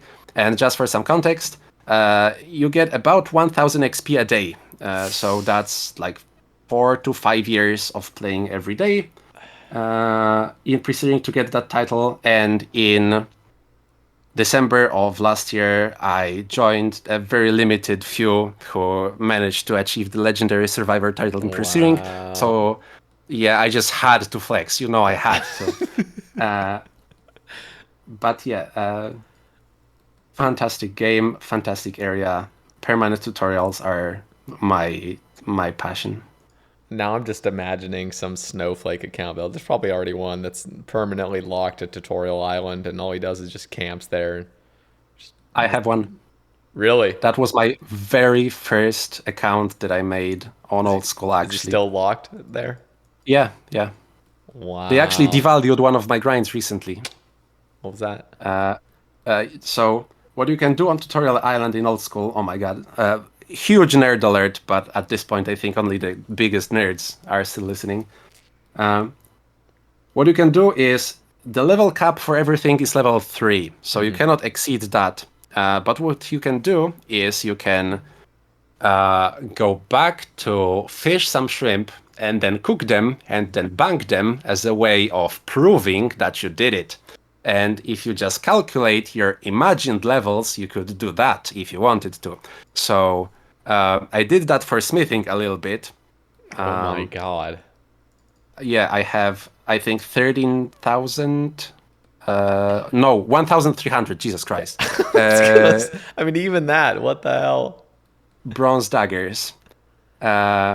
And recently, I logged back to that account again just to check if anything has changed. I was actually interested if you could go into the node, but you cannot come back, so no go. And if you talk to Vanaka, he just gives you a dagger. So I feel so stupid if that was like that all the time. But he just keeps giving you the dagger no matter how far you progressed in the tutorial. So I logged out. But they didn't like strip them from your bank. I thought you were about to say you log back in and you could like. No, I still have them. Okay, but so you can just bank unlimited shrimp. You just got to go fish them and then go bank them. Yeah, and you can get unlimited arrows and you can get unlimited runes, but when you go to the mainland, everything is removed. Oh, damn. I didn't think about that. Even if you bank it. Yeah, yeah, That's no fucked matter what up. you do with it. That's fucked up. Here's a riddle for you. Do Okay. UIMs have 25 GP in their bank if they de-ultimate? Oh, yes. It's a See, I guess. don't know. I knew and I Oh, okay. forgot. So, Oh, damn it. I was just gonna guess. but That's I funny. feel like yes. I feel like they do. That is some Yeah. legacy code. Dude, you know what I want? And again, doesn't really apply to you if you play UIM, but I like how you call us bankers, by the way. I noticed that when you call us all bankers. Um, I would love like a separate bank account, so like, yeah, it's nice having the RuneLight loot tracker, but it'd be kind of cool to have a separate bank account where you can like dump loot from a grind in there and it's separate from all your other stacks of stuff. I would love that. Yeah, it would be very cool for a lot of YouTubers for sure. And then what? How would it work exactly? Like you do a grind, you dump all your stuff, and then you can clean it later. Yeah, I mean, it would just be like a separate bank. I mean, you just click bank, and there's just that completely separate thing you click on that's like, here's your separate bank account, and maybe it has 100 slots or 200 or whatever. You got to clear it out eventually, but it's just completely separate thing where, just it doesn't attach to any of your other stacks of items, so it's easier to count what you've actually achieved. Would you be able to have duplicates in Bank 1 and Bank 2? For example, Irids in this and Irids in this? Yes, exactly. So what I think would be a very cool addition if this were to be added would be just a button like synchronize, and then all of your stuff just gets added to the stacks that already exist in Bank 1, and then if it doesn't, then it stays. So you don't have to manually just move everything because that would be... Yeah, no, it could do that as well. I mean, it could just be like kind of like a snapshot where it's like you're not actually extracting anything, but it's just like you've taken a screenshot of like, okay, now I want you to track how much I'm dumping in, and then it'll show it. But I was actually okay with it actually just being completely separate. And then the whole point of it is you do eventually dump it, and so it's just like you do a big grind, you see how much loot you got, awesome. Now I'm going to dump it into the actual bank, and then it just funnels in there. So Yeah. the idea of it is not to just have this perpetual second bank account. I don't see the point of that. It would just be for certain grinds you do. So, all right. We got to touch on this: hot chicken sandwiches and chicken waffles. What Yeah. Are you a passionate fried chicken enjoyer? No, it's just my favorite food. So no passion there, but I just love it. And in Poland, it's really hard to come by hot chicken sandwiches. There are a few, but they're not that great. And Mm, chicken waffles are like maybe like two spots in the entire country that sell them. Probably more, I'm exaggerating a bit, but a really rare food here. mm-hmm. And when they are served to you, they're so bad. I ate chicken waffles once in Sweden, and they consisted of waffles, chicken, and vegetables. And every time I bought some here, it was just waffles and chicken, and that's it. So I would love to try some that are top notch. And I remember that you recommended some place with chicken sandwiches, and I was hoping you'd be able to recommend that again because I forgot. And the waffles Was it Dave's in the Hot Chicken? States. Yes, that's it. Dave's Hot Chicken is insane. It's so good. It's so good. It's perfectly juicy and hot and crispy, and it's just seasoned to perfection. There's so much seasoning, and it's there's perfect heat to it. And there's different spice levels, and then on top of that, it's got that sort of mayo-based Dave sauce. It's like a Mm. signature sort of base. But what you do if you want to really just nail it is you got to drizzle the honey over it first. So you got this super Hot honey. spicy, hot, tender. Drizzle the honey and then dip it. Oh my god, it's amazing. I will say though, I'm actually not a huge fan of chicken and waffles, and Hmm. it's probably because I've never had it good. I think I've had chicken and waffles twice in my life, and it was just like, okay, this is whatever. It felt odd. I think part of it was because I think chicken and waffles would go really hard if it was spicy chicken. Like if you put like a a mild sort of like Dave's tender on a Belgian waffle that's cooked to perfection. It's like the waffle's perfect, it's buttery, and then you add the chicken on top, which is spicy, and then you add like the maple syrup. I could see that just slapping on all cylinders, but just I don't know a place like that. Usually chicken and waffles is it's like the chicken's dry and the waffle's kind of cold. And it's like, what the hell am I eating? That sounds terrible. But I would need, Yeah. on your perfect combination, I would need coleslaw on that as well. And that's perfect Yes. for me. That's what Dave's offers. They have the sliders with the coleslaw Oh, on it. Yep. is it like a chain? Yeah, yeah, they're everywhere now. They've exploded. All right. I Yeah. can't wait to visit the States then. Yeah, you have to get it. They're everywhere, so you'll find one.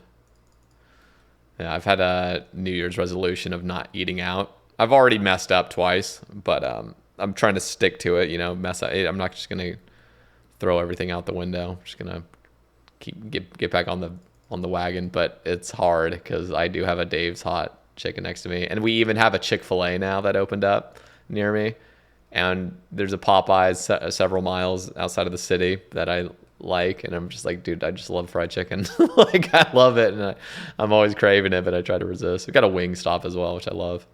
I just wanted to say that they just opened Popeyes in my city last year, and it's like Yeah. crack. So yeah, Oh yeah, it's amazing. I wonder if it's the same because I feel like in different countries they're just slightly different. Like some people say, what is it? I want to say people think KFC is amazing in like other places. Like KFC here is like the worst. oh, me and Matilda do food tourism a lot, and it definitely differs from country to country. From country to country, at least in Europe, a lot. I see. In Germany, so far, best KFC.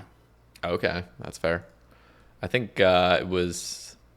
I watch a bunch of like food YouTubers. So there's one guy that I think he went to a McDonald's in the Philippines. I want to say, Hmm.